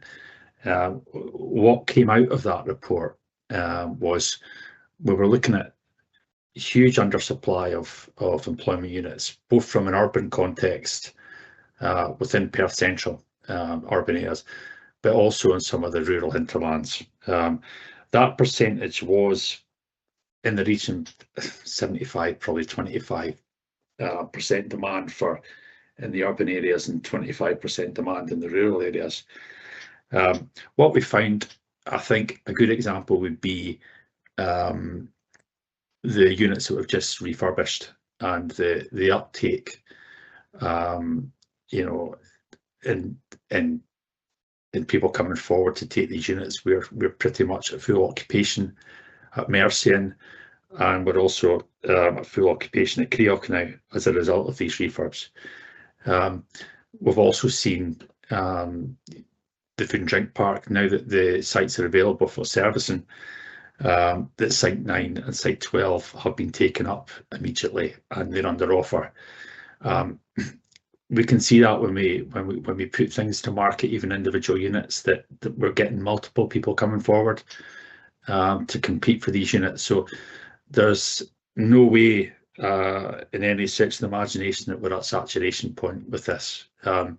We've taken these sites, we've gone across Perth and Kinross, up in the north from Pitlochry and Aberfeldy all the way down to Kinross, and we're extremely confident that once these completion certificates are done on these units, that there'll be a good bit of demand there to meet the supply.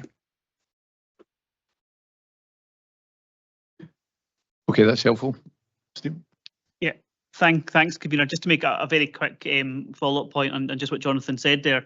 So this very much forms part of our inward investment cell as well through Invest in Perth, because we want to continue to stimulate that demand. So I think, you know, a lot that's been achieved through the CPIP programme, we can demonstrate that investment infrastructure has been delivered. So you know, Jonathan made the point accurately about, you know, the kind of supply and demand, but we want to continue to stimulate that demand, and I think this helps to strengthen our message as well. So just on that, basically, I know Councillor Lane, I know Grant very much pushed for increased investment in CPIP, but this is, would I be right in saying, the greater provision, supply, availability for small business units, both in Perth and in you know, smaller towns, is one of the best drivers potentially of economic growth and development. Yeah, all right.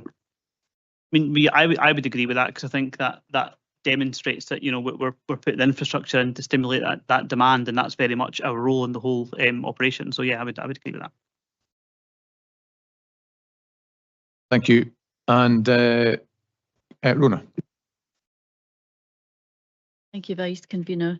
Mine is actually on 4.6, page 46 on the Creative Business Centre refurbishment. And the question I want to ask, well, one of the questions anyway, I've got quite a few on it, is I see there was a total of 316,000 spent on refurbishing those units. But can you tell me what the timescale was that these units actually lay empty before any work was progressed on them?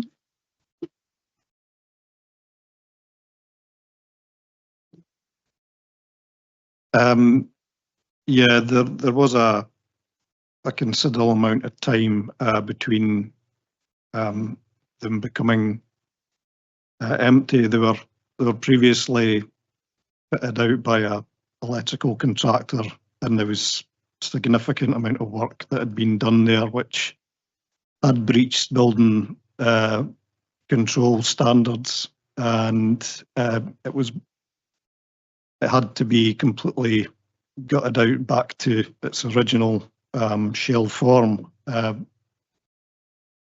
It's unfortunate the amount of time it was until we've got to this point. It was partly through issues with during COVID-19, and then that's having the funding available to do these projects. So I think it was possibly 4 years plus that it's been sitting in that condition.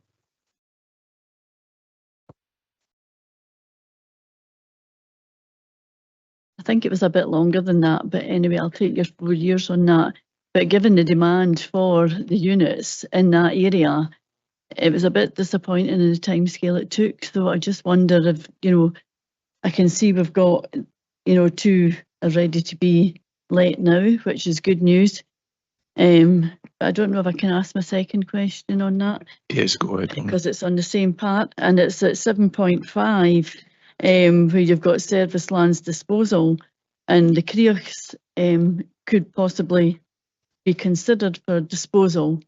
But I just wonder what's happening with the vacant land that's also on that site, along with the 8 units that are marked on the plan, because that could have potentially been used for building other units there that could have been, because there is a demand for them, and I know there was, and I know we lost quite a few going to other cities to take up, which they came from the area within themselves.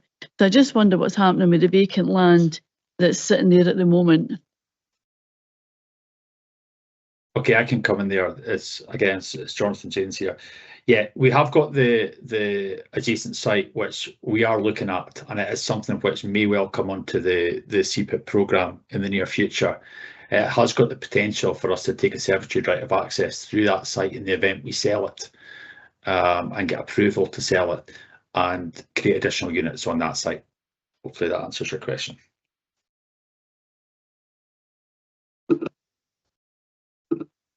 It does partly, but I just wonder why we'd be selling it if we're looking to put additional units elsewhere in the Crieff area, and why not put it on the land that's there? But that's maybe a question for another day. I don't know. I don't know. Convener. Yep.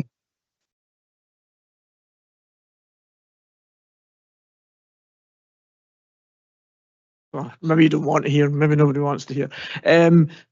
The idea is that this is a rolling funding we've put in.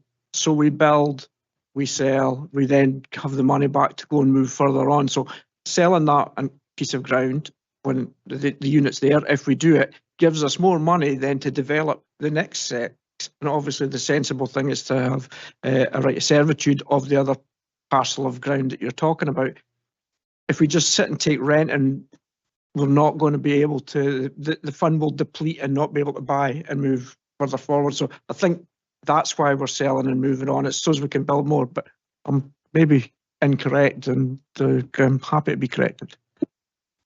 No, Councillor Lane, you're correct. I think with the CPIP, what we have to probably get more towards is we need to look at, essentially we've got this programme to 2034, but we really want to be looking at 5-year cycles here. I think, being perfectly honest, I think we've maybe kept some of these units for past the dates of what we should have done. I think you can see that in the works we've actually had to undertake in terms of Mercian and Creoch. I think from an economic development perspective and everything we're talking about in terms of looking for avenues to create and grow businesses, we should really be looking at trying to develop units for businesses, get a stabilisation period for these units with the revenue that comes with it, which is good, and then look to dispose and move on to the next target. That's certainly my strategy going forward with this, and it will probably mean that we will, as you can see in the CPIP expenditure programme, there will be a number of units, including Creoch and other ones that will be coming forward to provide funds for what you're alluding to. Thank you. And I've got a question, next question from Willie. Thanks, Vice Convener. This was a really good report to read, Richard. I think we were all really encouraged with the contents. Can I ask, the trouble is we're victims of our own success, in as much as many of the sites we've had have now been fully allocated, and I'll be parochial as well and refer to Kinross West. But I note in page, on what page, I don't know what it is, page 53 within the report, Project 17 is a proposal to develop land to the south of the Turf Hills Depot. Now, I think that's the only land available in Kinross that I'm aware of that we can develop, and there's no other sites now coming forward. Can you say a wee bit about where we are with that? Thank you. Yeah, I mean, we are trying to consider future target sites within Perth and Kinross. We've met a number of landowners. We've obviously been informed on the call for sites that's been undertaken by planning in recent times. There are sites that are out there, but they're on the difficult to-do list. And to be fair, Turf Hills is one of them. There are a number of issues from a title perspective, an access perspective, and from an operational perspective of what the existing site's used for, to be able for that to be able to materialise. We are looking, we've had meetings. There are opportunities potentially up the A9 corridor, which we are currently looking at. And also remember that from the previous report that was brought forward at this committee, we've also got Perth West, which is coming forward, hopefully, and that will tie in nicely with where we're at in terms of the projects we're developing at the moment up to 2029. So everything's not lost. We are identifying sites, and there are things which hopefully are on the horizon. Thank you, Cole. Yeah, thank you, Jonathan. I couldn't understand how Richard was speaking without moving his lips, but so that explains it. Thank you. And your question, Colin. Thanks, Vice Convener, and thanks for the report. I think I've got two questions. First is looking through the report, Mr. Dobson, you kind of covered the answer to this question in your introduction. I was concerned that the rental costs wouldn't cover, of the properties that we lease, wouldn't cover the actual capital investment. You said that they did. What I'm wondering is, what's the margin by which the income from the CPIP covers the borrowing costs of the investment? From the construction cost that we're looking at, and what the the interest from borrowing, we're really looking at getting new the new build projects to have a rental which would be 12.8 square foot, 12 pound per square foot. That's kind of the target to meet that. It's a very difficult time for, you know, in construction, the cost that people are looking at to build to make a profit isn't there, and that's why it's you know, that's why CPIP's so important, to actually give an opportunity, especially for small businesses, which we're aiming at, to have that access to you know, industrial units. What we're seeing with you know, our own projects, we're obviously can't be compared to private developers because they're aiming for a profit, whereas we're building to also meet council policies as well. So the quality of the builds are higher, and the energy efficiency that we're trying to achieve for these buildings is higher as well. But yeah, to your question, that's what we're looking at to break even with the borrowing cost is 12.8 per square foot. It's just to add to behind the CPIP, because we've been at it for quite a while and it's been really welcome, but we're building in areas where, and helping the private sector, who the cost of the development of the units to the value ratio of the income, these units wouldn't be getting built. So we have to, as a local authority, drive and there's a cost to us as a local authority of doing the development, but we're bringing business in and then we're moving on to the next one, and hopefully, because probably in Creoch, for somebody to develop from new, the value per square foot once the thing's built is not the same as the value per square foot in Edinburgh or Glasgow or anything else. So it's the value. So we're the sort of propagator unit to enable small businesses to go forward. So that's why I'm not so hung up about how much we're getting back, as long as we're doing it, and if nobody else was going to do it, Colin. Thanks. That's helpful. And I suppose actually one of the things that I hadn't considered is when we build the unit and take on the borrowing cost of that construction, and then we're covering that borrowing cost with the rental that comes in. I suppose there's also, and it might be useful in any future update, just to highlight the business rates that are generated by the businesses occupying, so that we could, because that will come, you know, that will come back up the council eventually. So it'd be useful to see that as a sort of investment as well. And the second question was, I think it was Mr. James who said that we had an imbalance in the demand of 75% of the demand was in Perth City versus 25% in the rural areas, which is surprising because the population is the inverse of that. But we've also heard now, I tried to do it. I tried to sort of copy and paste the numbers from Appendix 1 so I could work out how much of the spend was in Perth City versus how much was in the rural areas. And I wonder if anybody had any indication of what that split is, whether it matches the 75-25 demand, or whether there's any imbalance, particularly given that in paper 5, we heard that we are going to take on 11 hectares of Perth West development.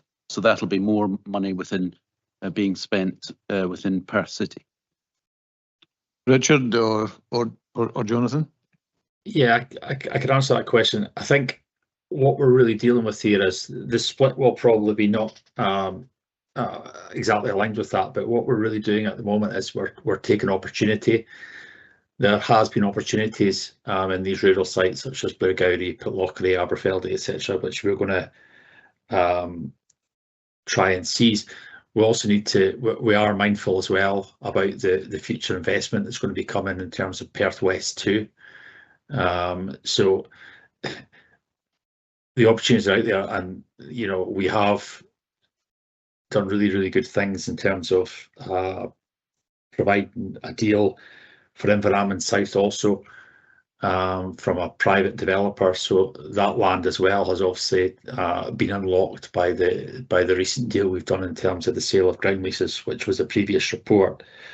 So the figures will be a little bit skewed by that, but we are conscious of the fact that, you know, we've not taken up all of the urban areas in Perth. We've tried to exercise as much as we possibly can within Perth region that we have. But just specifically, do we know what the balance of the spend is and whether it reflects that 75-25 on demand of the demand, or whether it's, you know, whether it's 90-10 or 50-50? I don't have that offhand. No, I'm sorry, I don't. But we can certainly get that back to you offline once we've looked at that. Thank you. Thanks, Colin. And your second question? I think you said something a minute ago which piqued my interest. I think you used the phrase "we're building to council priorities" or council policy. I can't remember exactly what you said, and it brought me on to section 7.3, and I wonder if I could just ask a specific about that. Not really because I'm interested in that particular small business unit, but I think it maybe tells the story. If we sell this, which is the plan, is it likely that it might be bought by a private operator and would just continue in its current form, as in the purpose it's currently being used for? The only difference is it would be run by someone else who doesn't have to adhere to council policies. Specifically, think about the energy efficiency standards set out in our strategic plan. If a private operator bought that and didn't have to do that, would it just continue? And therefore, is selling that actually any benefit to us? Richard? Well, you're right. Anybody that does take on the property is more than likely to be, you know, a private investor looking at, you know, a whole site of business units. But you know, they don't have. The only way that they'll actually be dictated is by government legislation on the energy efficiency standards that for these buildings. We're aiming for new builds only to reach these standards, and you know, we will not be sort of dictating what the private investors would be doing to these units. It would be, you know, it would be up to them to either make these improvements or, if they are sort of invoked, to do it by government legislation.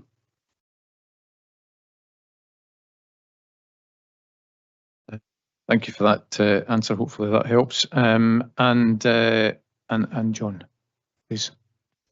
Thanks, Vice Chairman. Thanks both Richard and Jonathan for this very welcome report.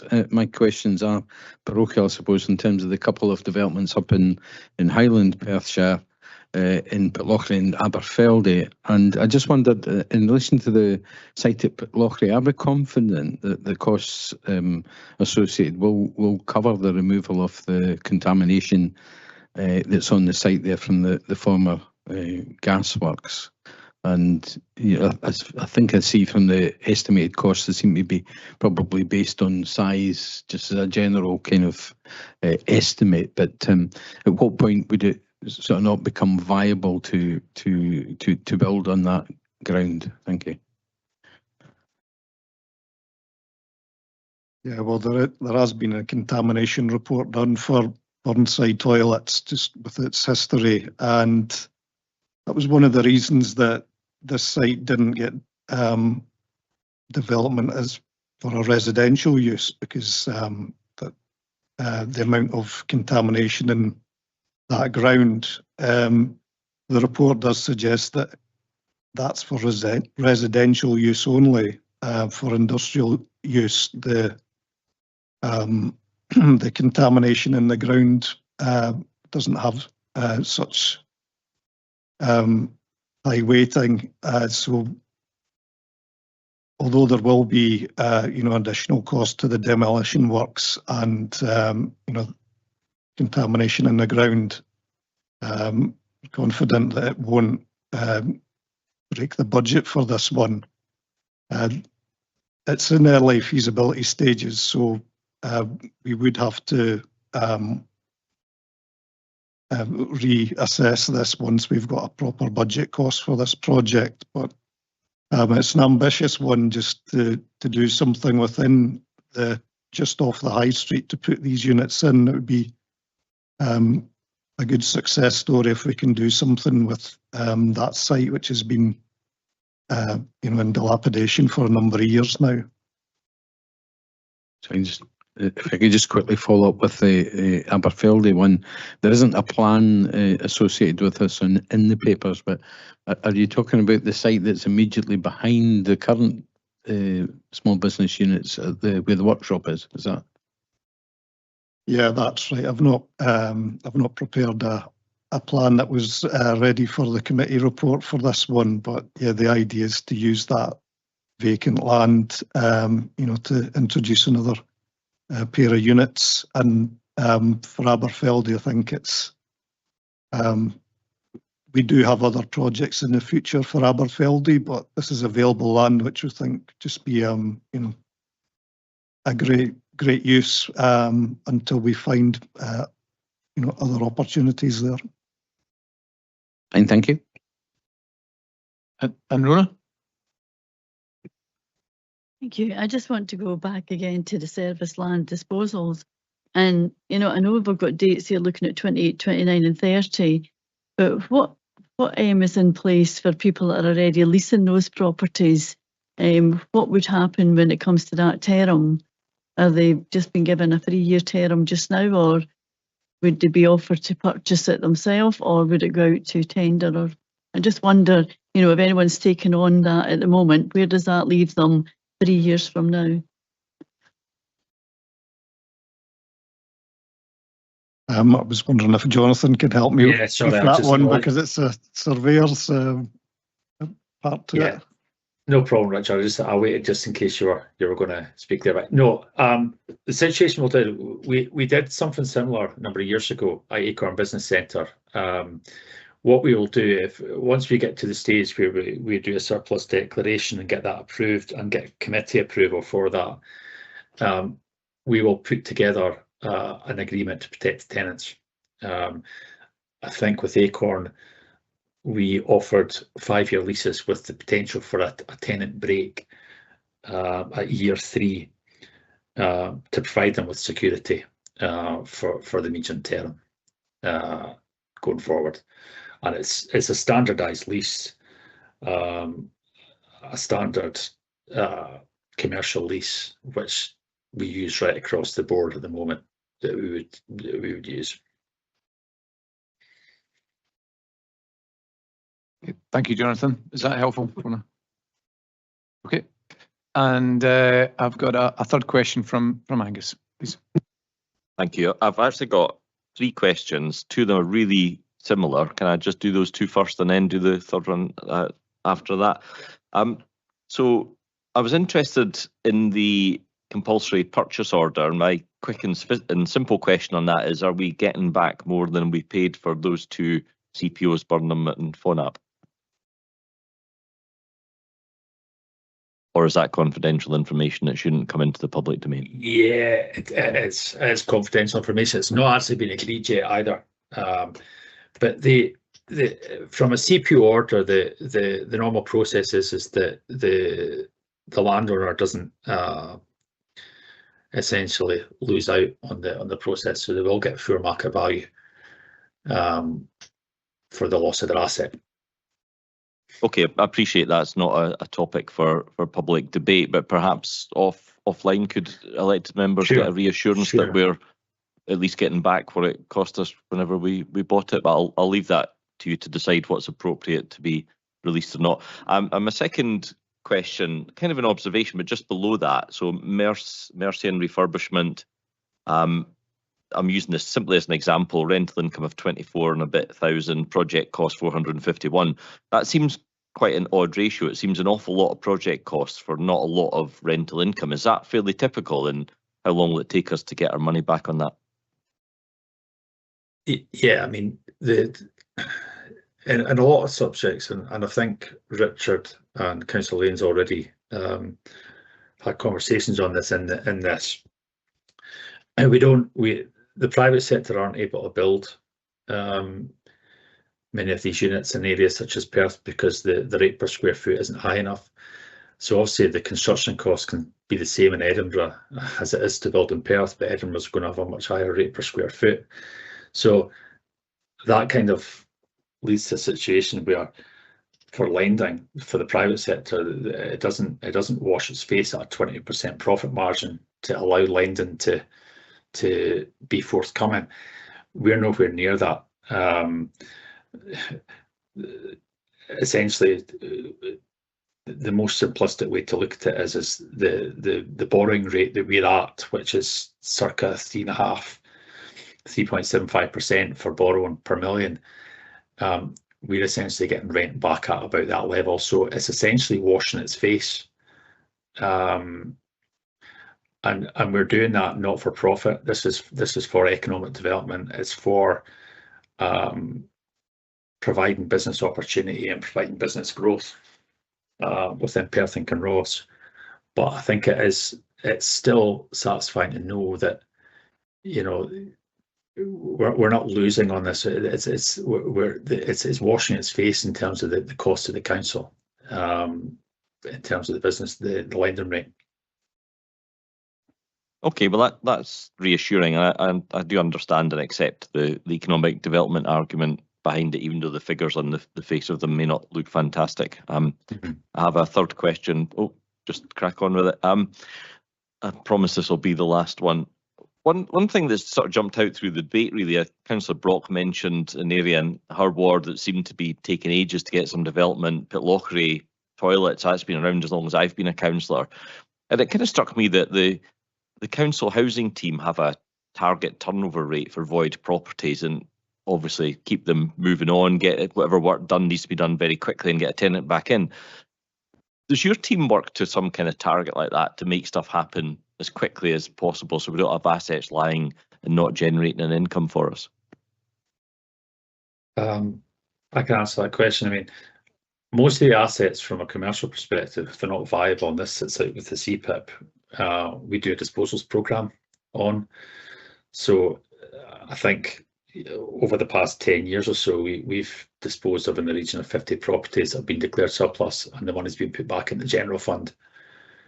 So yeah, we have a £250,000 a year disposals target. So there is a target there in terms of money that we need to generate, which is normally through disposals. So the answer to your question is yes, if we've got redundant assets, which the council can't do anything with and they're declared surplus, we have to dispose of these timely, and we have done over the past 10 years.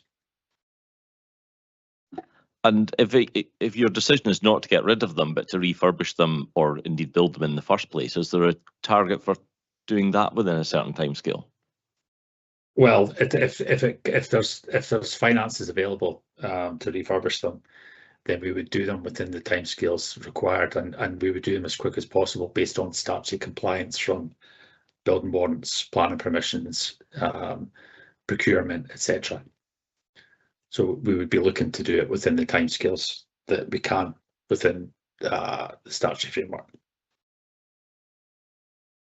I think I would just like to add the two projects that you've focused on, Mercian and Creach, they had vast alterations done to them.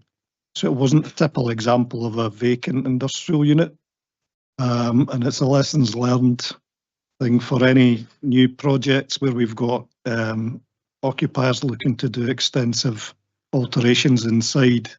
They would have to be reviewed closely before agreeing to them. Otherwise we'd fall into the same trap again where you know, Mercian was 3 units turned into 1 with a huge amount of steelwork put in for carcasses for game processing. So it was it took a lot of work for the contractors to get it back to what it is now. Convener.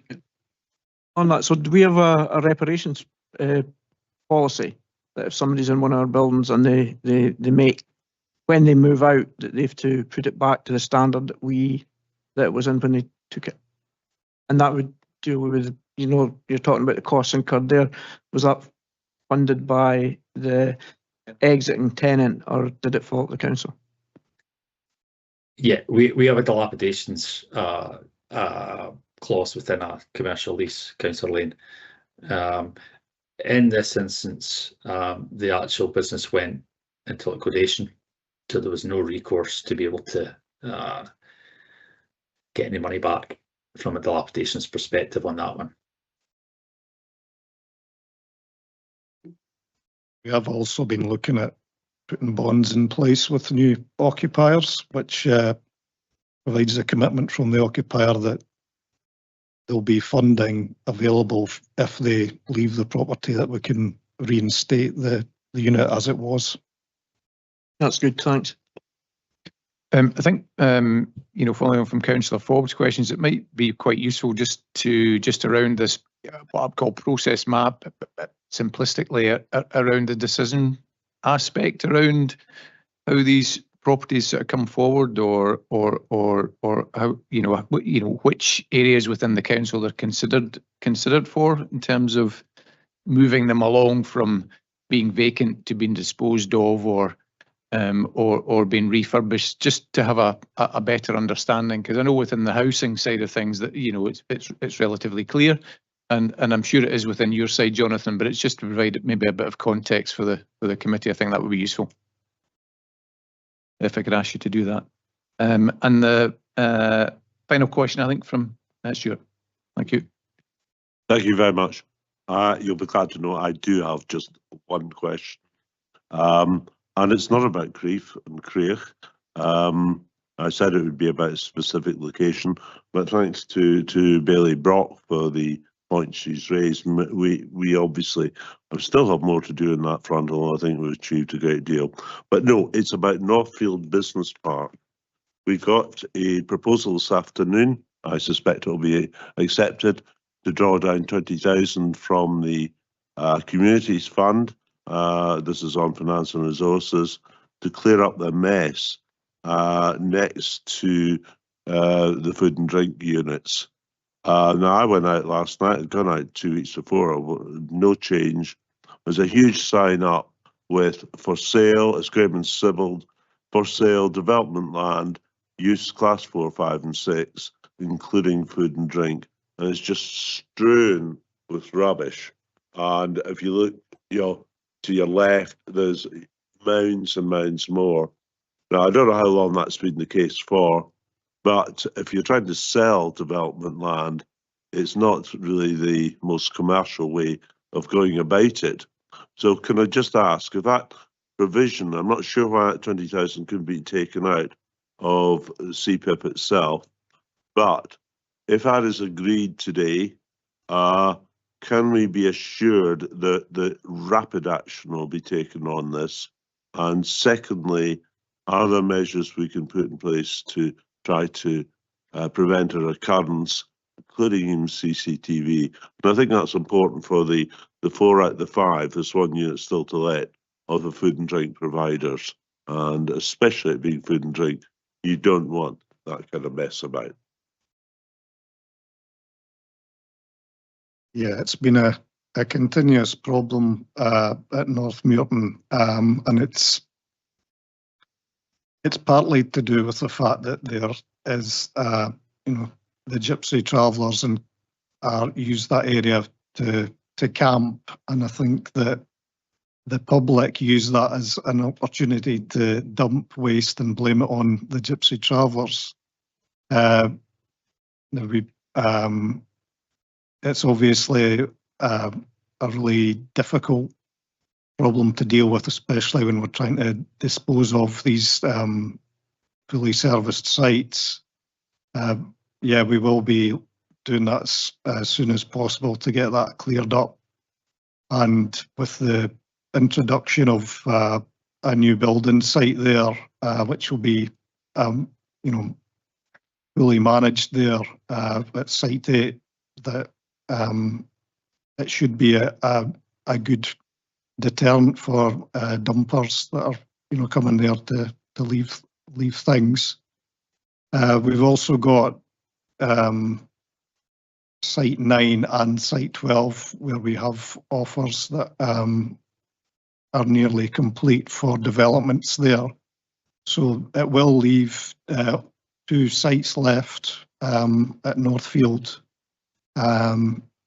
So yeah, hopefully that's another reason for a bigger presence there and to reduce the dumping issue that we have. Okay, thanks. I think you're absolutely right. It's not, people can blame it on gypsy travellers. It seems to me it's a more general problem, just people come and using it as a dumping site. But it's whether we can use measures such as CCTV to act as a deterrent, in particular until we can get further progress on letting or sale of land. Yeah. Thanks. Just to confirm there is CCTV in place now. The issue in the past has been to do with the solar aspect of it. It wasn't actually charging overnight during the winter, but there are CCTV cameras in place now that are monitoring it. And my understanding is as well that the ops team have got something in place for remediating the site in the very near future. Thanks, Jonathan. So rapid action will be taken, and there is some deterrence there already. Yeah, thanks. Thank you, and obviously we have officers that specifically are involved with managing and responding to fly tipping. So I would hope they're obviously as part of that as well. Sorry, I've just been disconnected from my laptop here a wee second. I don't see any further questions from committee members. On that basis, I'd like to move on to. Sorry, Councillor Massey. Thank you, Vice Convener. It's not so much a question, it's more an observation. At Section 8, Financial Position 8.1, the rental income total says 413,350. It should read 438,350. If that could be corrected.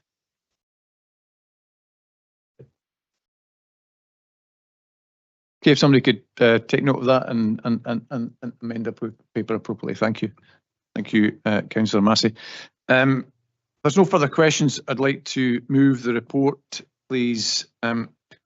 This report highlights the strong progress being made through the Commercial Property Investment Programme and demonstrates the continued investment is the right strategic choice for Perth and Kinross. The additional £7 million allocated between 2025 and 28 is already delivering really positive results, helping to address long-standing shortages of serviced employment land and modern business space, while directly supporting the council's wider ambitions for sustainable economic growth. Over the past year, we have seen tangible outcomes, including serviced land delivered at Northfield Business Park, successful disposals at Kinross West. These are clear examples of the council using targeted intervention to unlock development, attract private investment and support local businesses. Phase 1 projects continue to perform strongly. Refurbished units at Mercian Buildings and Creoch Business Park are generating higher rents and strong demand, while new business units at Northfield and Kinross West are ready to move into construction phase. This is about modernising our estate and giving business the space they need to grow. Looking ahead, Phase 2 will extend these benefits across Perth and our market towns, ensuring economic opportunity is spread more evenly across the region and that demand is met where it is strongest. While there are borrowing costs associated with the programme, these are outweighed by long-term benefits, stronger local businesses, job creation, increased confidence for investors and a more resilient local economy. CPIP is working and it's working well. It's a clear example of the council taking a proactive, business-friendly approach to economic development, and I'm pleased to move the report for your approval and to continue the programme and build on the success, learn where it's working well, understand where improvements can be made, and look to, as I say, invest further where we possibly can. Can I ask Councillor Grant-Lane to second the report? And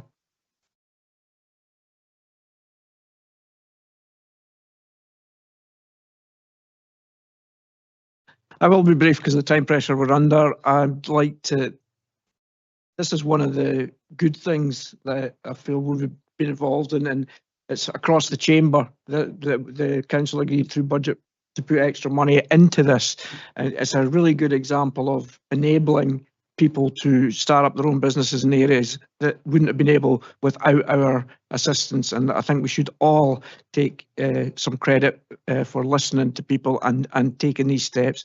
It's a great example of planning, estates team and economic development team working together to do good things for our economy and for the people who live there, and improve the situation moving forward. It goes along with the infrastructure that this council's helped provide in making Perth more attractive to come for business because of things like the Destiny Bridge, etc. So I think this is a good news story, and long may it continue, and with the reinvestment, and we are seen to be promoting business outside Perth, which is the most important focal business point in the local authority, but we're moving this out to our towns around the area. So really happy to second the report. Thank you.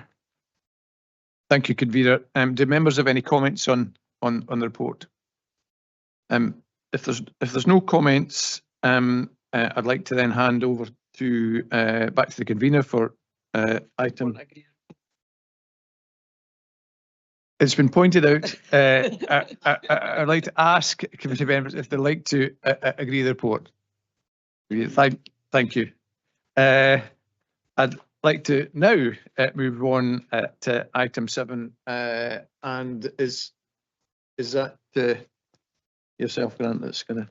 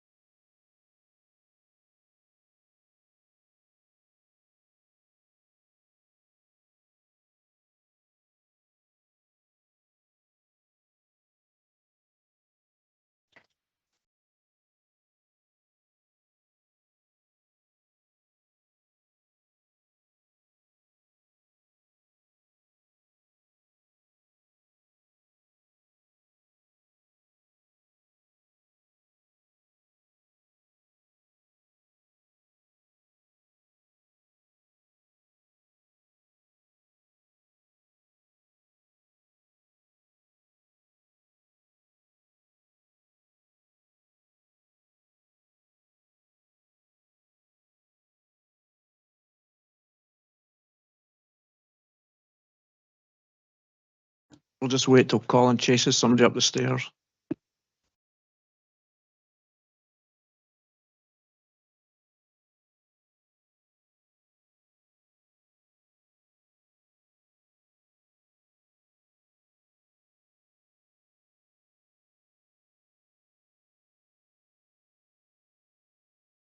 Okay, we move on to paper 7, which is the Road Maintenance Partnership Extension, and I'm going to ask Mr. Willie Mahoney to lead on the paper along with Fraser Cross. Thank you. Thank you, Convener.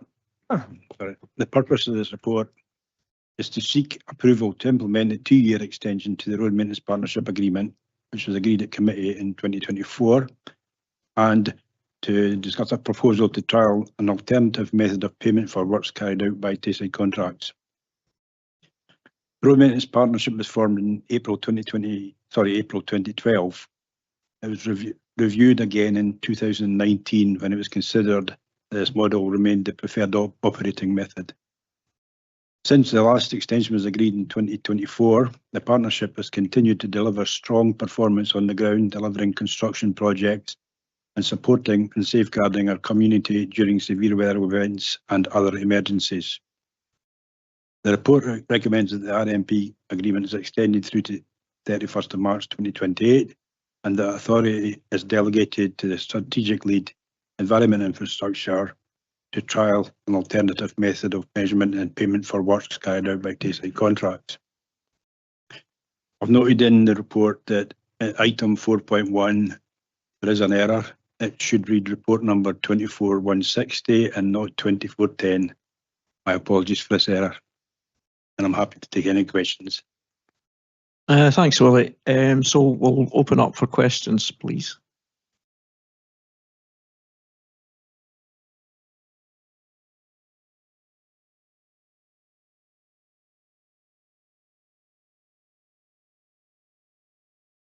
Don't see any questions. Oh yeah, Councillor. No, Councillor Colin Stewart's coming first. Thanks. Thanks, convener. Thanks for the report. In the budget, I had proposed as part of our independent group budget that we might withdraw from Tayside Contracts next year. Does an extension of the Roads Maintenance Partnership Agreement preclude that? This partnership agreement could be rescinded in a 6-month notice period from either party.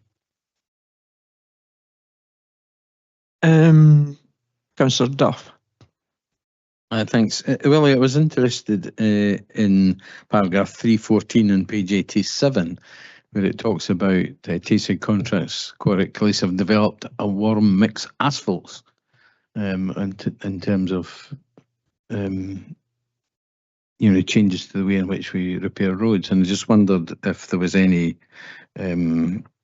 results at this point in time as to how that compares to the previous process and whether it's an improvement. Thank you. To date, we've been using this material for almost a year, and we see no difference in the performance of the material on site.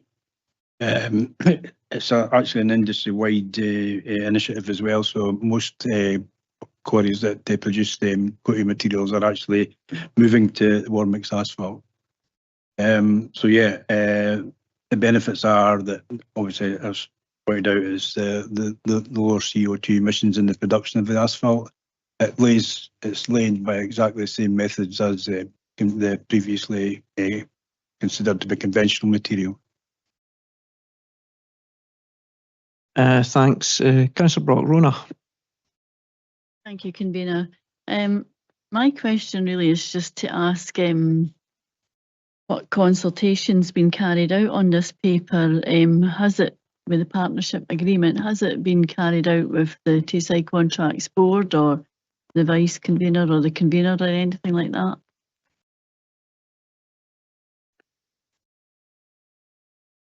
So we have worked with colleagues across the RMP, so the executive board, so the senior officers in that respect. And what we're bringing today, I suppose, is the member engagement in terms of looking to make that extension over the next 2-year period. So it's predominantly been around about where we sat a few years ago, because the original request was to extend or to have an agreement for 5 years. And you recall from 2 years ago, it was a request only to extend by the 2-year period. So what we're doing is we're coming back effectively with the performance information and the different elements here of having reviewed the performance more general terms over the last 2 years, and bringing back that back here for the extension. Can I add a bit first on it? And I think I know where you're going with this, Rona. I think maybe moving forward, that would be when decisions are taken that involve Tayside Contracts, it would be maybe better if we did give some information ahead of a meeting to the elected members who are on Tayside Contracts committee and representing us as a local authority on that joint board. And I think that's maybe something that if I was in the position again, we'd ensure happened, that they were fully aware of what the proposal was in advance. Take that, but if you accept that's possible. Absolutely happy to do that. As I say, this is a local agreement between ourselves and Tayside contracts at a local level here in Perth and Kinross, but I take the point. Okay. I'm trying to. Well, it's John's second question, so it'll be Colin's second question. Councillor Stewart. Okay. So you had just mentioned there, Mr. Croft, about the performance information. Part of the at 4.5, we're talking about the RMP Executive Board monitoring and benchmarking performance on a quarterly basis. And I just wondered whether that would get reported to elected members or to the Tayside Contracts Joint Committee, or are we just getting the, as in 4.6, the performance, the annual performance reporting to the Council's performance management? So the detail that we look at on a quarterly basis is quite detailed. It's very much at an operational level. That said, there are a number of key performance indicators that we plan and intend to report through the Corporate Performance Annual Report. Things like the Road Condition Index, for example, would be something that would be of significant interest to members. There's other information that we're presenting also now to members through the bi-monthly newsletter, so hopefully that's been a positive, and you're starting to see some performance information coming out there that hopefully is of value to elected members. In addition to that, we're also keen to demonstrate, show the work that's been done out there by the team. You're starting to see pictures of schemes, the before and after pictures. And indeed, if there are any changes that members need to be aware of, or indeed the public, then that's a good vehicle for us to do that as well. The last thing I think is that in terms of sort of asset condition, we fed into the budget process this year. Recall there was an all-elected member briefing session on the condition of the carriageways and footways amongst all other assets, to be honest. And the options that were sort of available or presented by officers to elected members to consider as part of the budget process. So we're trying different ways of providing information. Thanks. Thanks, Fraser. Councillor John Duff. Thanks. It's just interesting, a bit more of an explanation around what we hope to achieve by changing the method of measurement and reimbursement, and what would be the benefits you would see for Perth and Kinross Council and indeed Tayside Contracts? I'll start. Well, I can maybe chip in. So for some time we've worked on the basis of scheduler rates, which essentially builds on us reviewing an average rate of based on a framework contract. So there's a framework contract that we issue, which has external providers making some pricing for us. Now that builds in an element of risk, so Tayside Contracts similarly are effectively building in contract risk to the price, similar to what you would expect with the private sector.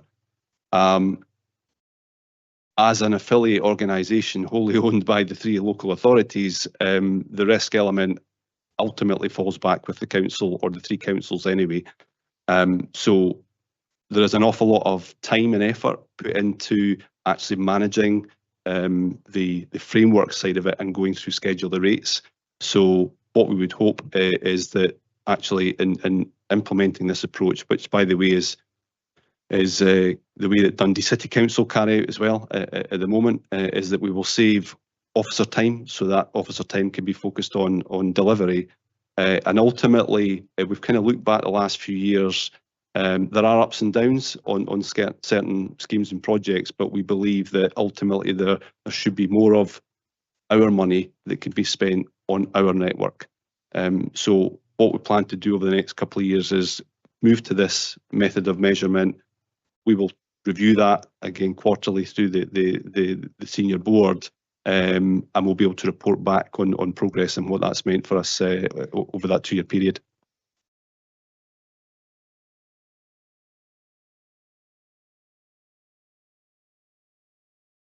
Thanks. It is a follow-up, I think, to Councillor Duff's question. I'm reading about the in C20 about the cost reimbursement contract, which is the model that we're proposing to move to. So that reimburses direct and indirect costs and adds a markup covering the contractor's overhead and rate of return. Why would there be a markup on what's effectively, it's mentioned somewhere else, a council at arm's length organisation? Why would there need to be a markup, and how much is the markup? So we, as an organisation, the council budgets for a budgeted surplus from Tayside contracts every year. So in the round, so all activities, construction, facilities management, catering. So the way that the minute of agreement between the three authorities has been developed for all those years is based on a rate of return. Yeah, so it sort of operates in a sort of quasi-commercial environment insofar as there's a rate of return that's required through the arrangement that we have with Tayside contracts, and that applies obviously not just to us but to Dundee and Angus as well. What we'll be moving to here is effectively cost plus overhead. So obviously there's assurance required around about the level of overhead that's been charged out by Tayside contracts across all of their activities. Clearly, as a shared service, we would hope that we're getting economies of scale attached to overhead. And the rate of return, I think, Willie, 2% on the rate of return. But essentially, that, as I say, meets our own budgeted requirement. I think there's around about £500,000 budgeted surplus figure that we expect every year from Tayside contracts coming back to the council. So that's why it's built on that basis. So, sorry, that 2% is the markup. Yes. Somebody might have to explain to me how it wouldn't be simpler if we didn't just not expect a surplus from Tayside contracts and then let them charge less. Isn't it just, I mean, it's the council's money coming back to, any surplus is just the council's money coming back to itself, and is only achieved by paying more with that 2% markup than we otherwise need to, isn't it? That's one view. That's not the way that the agreement has been set up for some time. So I think if there's to be a change there, that would be something that's not within our gift here within this committee. I think that would be something that had to be considered at the Tayside Contracts Joint Committee. Okay. Any other questions? Don't see any other questions. Thanks.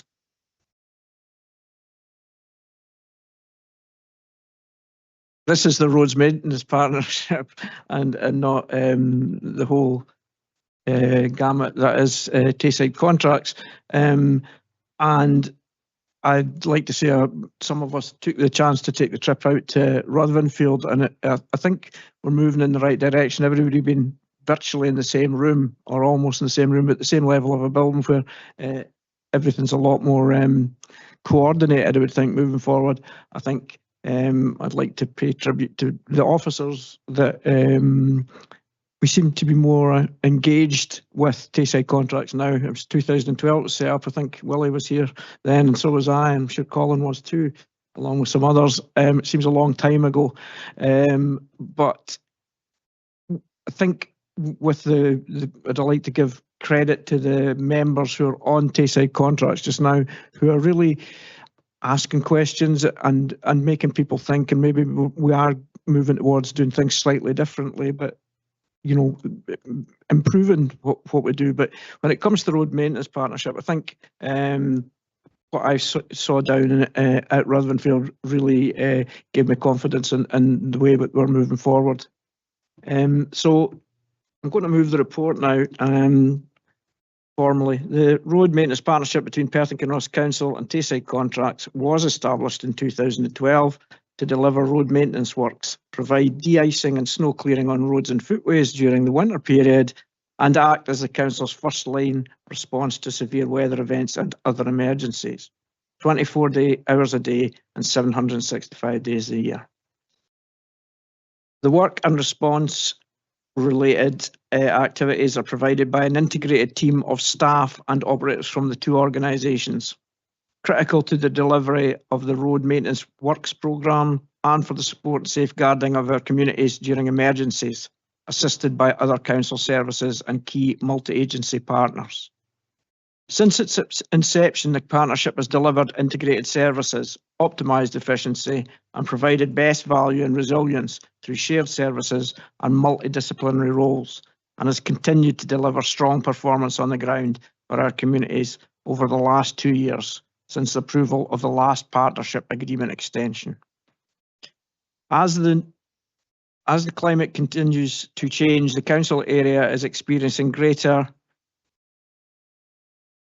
greater number and severity of severe weather events along with other emergencies throughout the year, meaning that access to and availability of key resources, including suitably trained and experienced staff, vehicles and specialised plant and equipment, becomes more critical. Approval of this further 2-year extension to the partnership agreement through to March 2028 will ensure the council can continue to meet the resilience requirements of our communities whilst also providing effective and efficient road maintenance works throughout the year. In addition, in the interest of continual improvement and best value, the report seeks to approve to trial an alternative method of measurement and reimbursement of road maintenance works with Tayside Contracts during this 2-year extension period, to help inform the development of a future road maintenance partnership agreement, which will come into place will be discussed in 2028. I'm happy to accept the recommendations in this report and move the paper for approval. And I'll ask Councillor Wells to second, please. Thank you. Thank you, Convener. I'm happy to second the report. Thank you. Thank you. Do you have any comments on the report?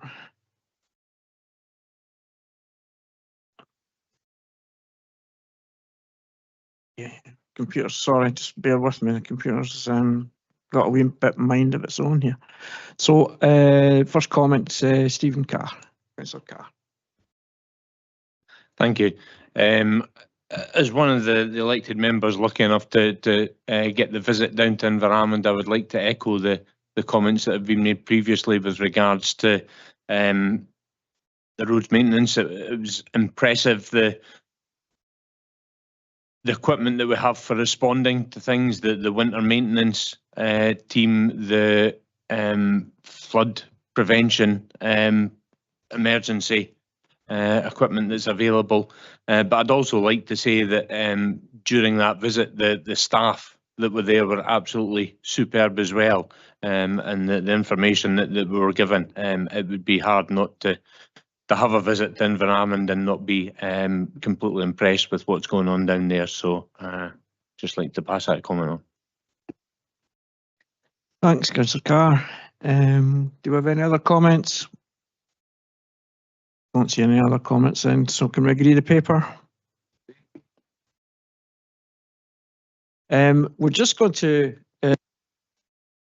move straight on as part of the meeting to sort of, it'll be a bittersweet day for Alison Seggy, who is sitting over there quietly, probably thinking, thank goodness this is the last time I have to sit through one of these meetings.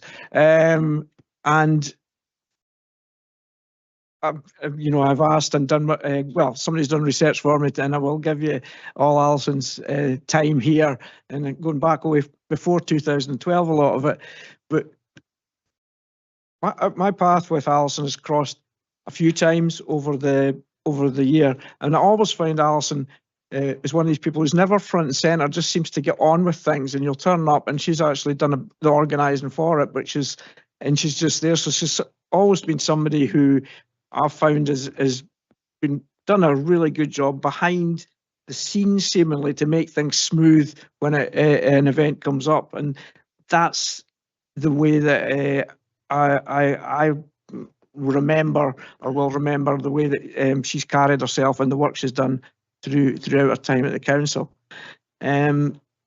So, Alison, I'm afraid we're going to go back and give an idea of your age and everything through this, so I'm sorry about that. But Alison graduated in Town and Regional Planning from the University of Dundee and began her career in June 1988. But at the same time as Scotland were last in the World Cup, but just a little bit before it, as a planning assistant, later becoming a planning officer with Tayside Regional Council. There's a memory.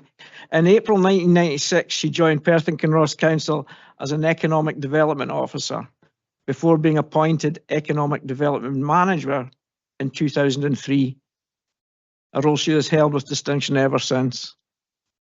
Over a remarkable 38-year career, Alison's work has spanned planning, business support, including Business Gateway, external and European funding, council grant programmes, tourism, economic statistics, business management, and skills and employability. She has worked collaboratively across a wide range of partnerships, both historic and current, from the Agricultural Forum, Perth Tourist Board, and the Tayside 5B programme, which I'm afraid I have no idea what that is. Was it? Well, that'll have gone. To more recent initiatives such as developing the young workforce, the Tay Cities Regional Skills Partnership, and the Local Employability Partnership. Alison has been instrumental in leading the employability and wider skills agenda in Perth and Kinross and across the region. Also focused on the real difference this work can make for people seeking to gain new skills or secure employment. She managed the Young Workforce Programme for 2 years and fittingly will leave Perth and Kinross Council after 30 years of service in her role as Economic Development Manager for Skills and Employment, having dedicated her final chapter to that vital area. Outside work, Alison is passionate about horses and equestrian sport. She's a director of Endurance GB, supporting and promoting competitive long-distance riding, a reflection of the commitment, determination and stamina that she herself has shown throughout her professional life. Alison leaves a lasting legacy through her leadership, partnerships, and the many people whose lives have been improved through her work. Alison, I hope that you have a long, healthy, happy, horsey retirement, and I think everybody in here who's known you that will be sad to see you go. And I think it's only when you've left that people will realise the work that you did, because you did it so quietly and efficiently. So that's all I have to say. I think Councillor Duff wishes to say something as well.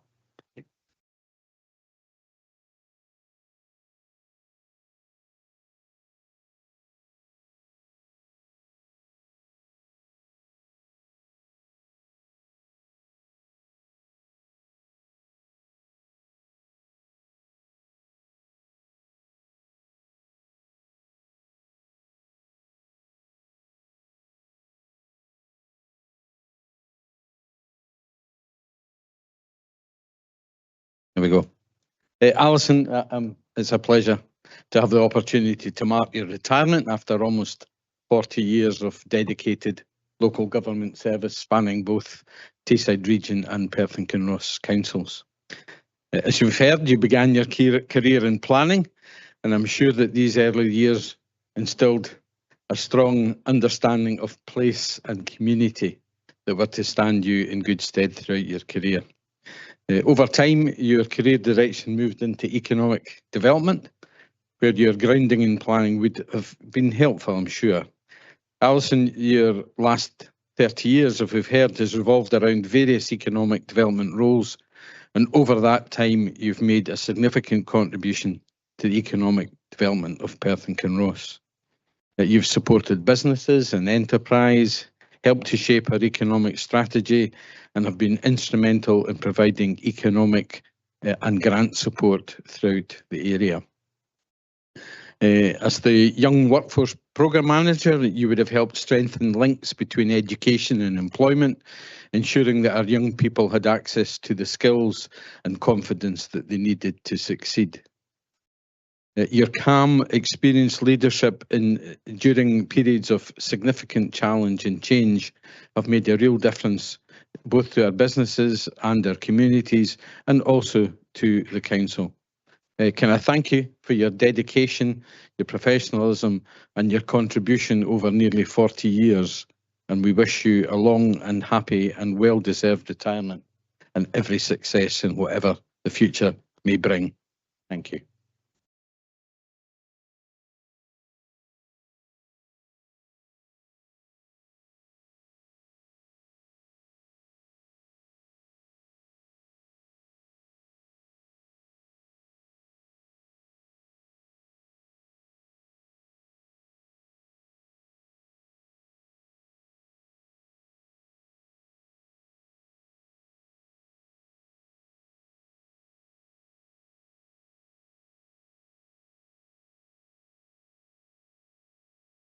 A few words because I know I'm between you and your lunch, and I know how councillors like their scran. Thank you for the kind words. I've enjoyed my time in local government. I've particularly enjoyed the political aspect. Actually, I've been kind of less involved with elected members over the last couple of years, probably just because the role has been a bit more operational in terms of the employability activity. But I've always enjoyed interacting and supporting elected members. I found that, you know, it's a very important part of democracy and why you work as a local government officer. So thank you for all your support and help, and I hope I've been helpful to you. Thank you.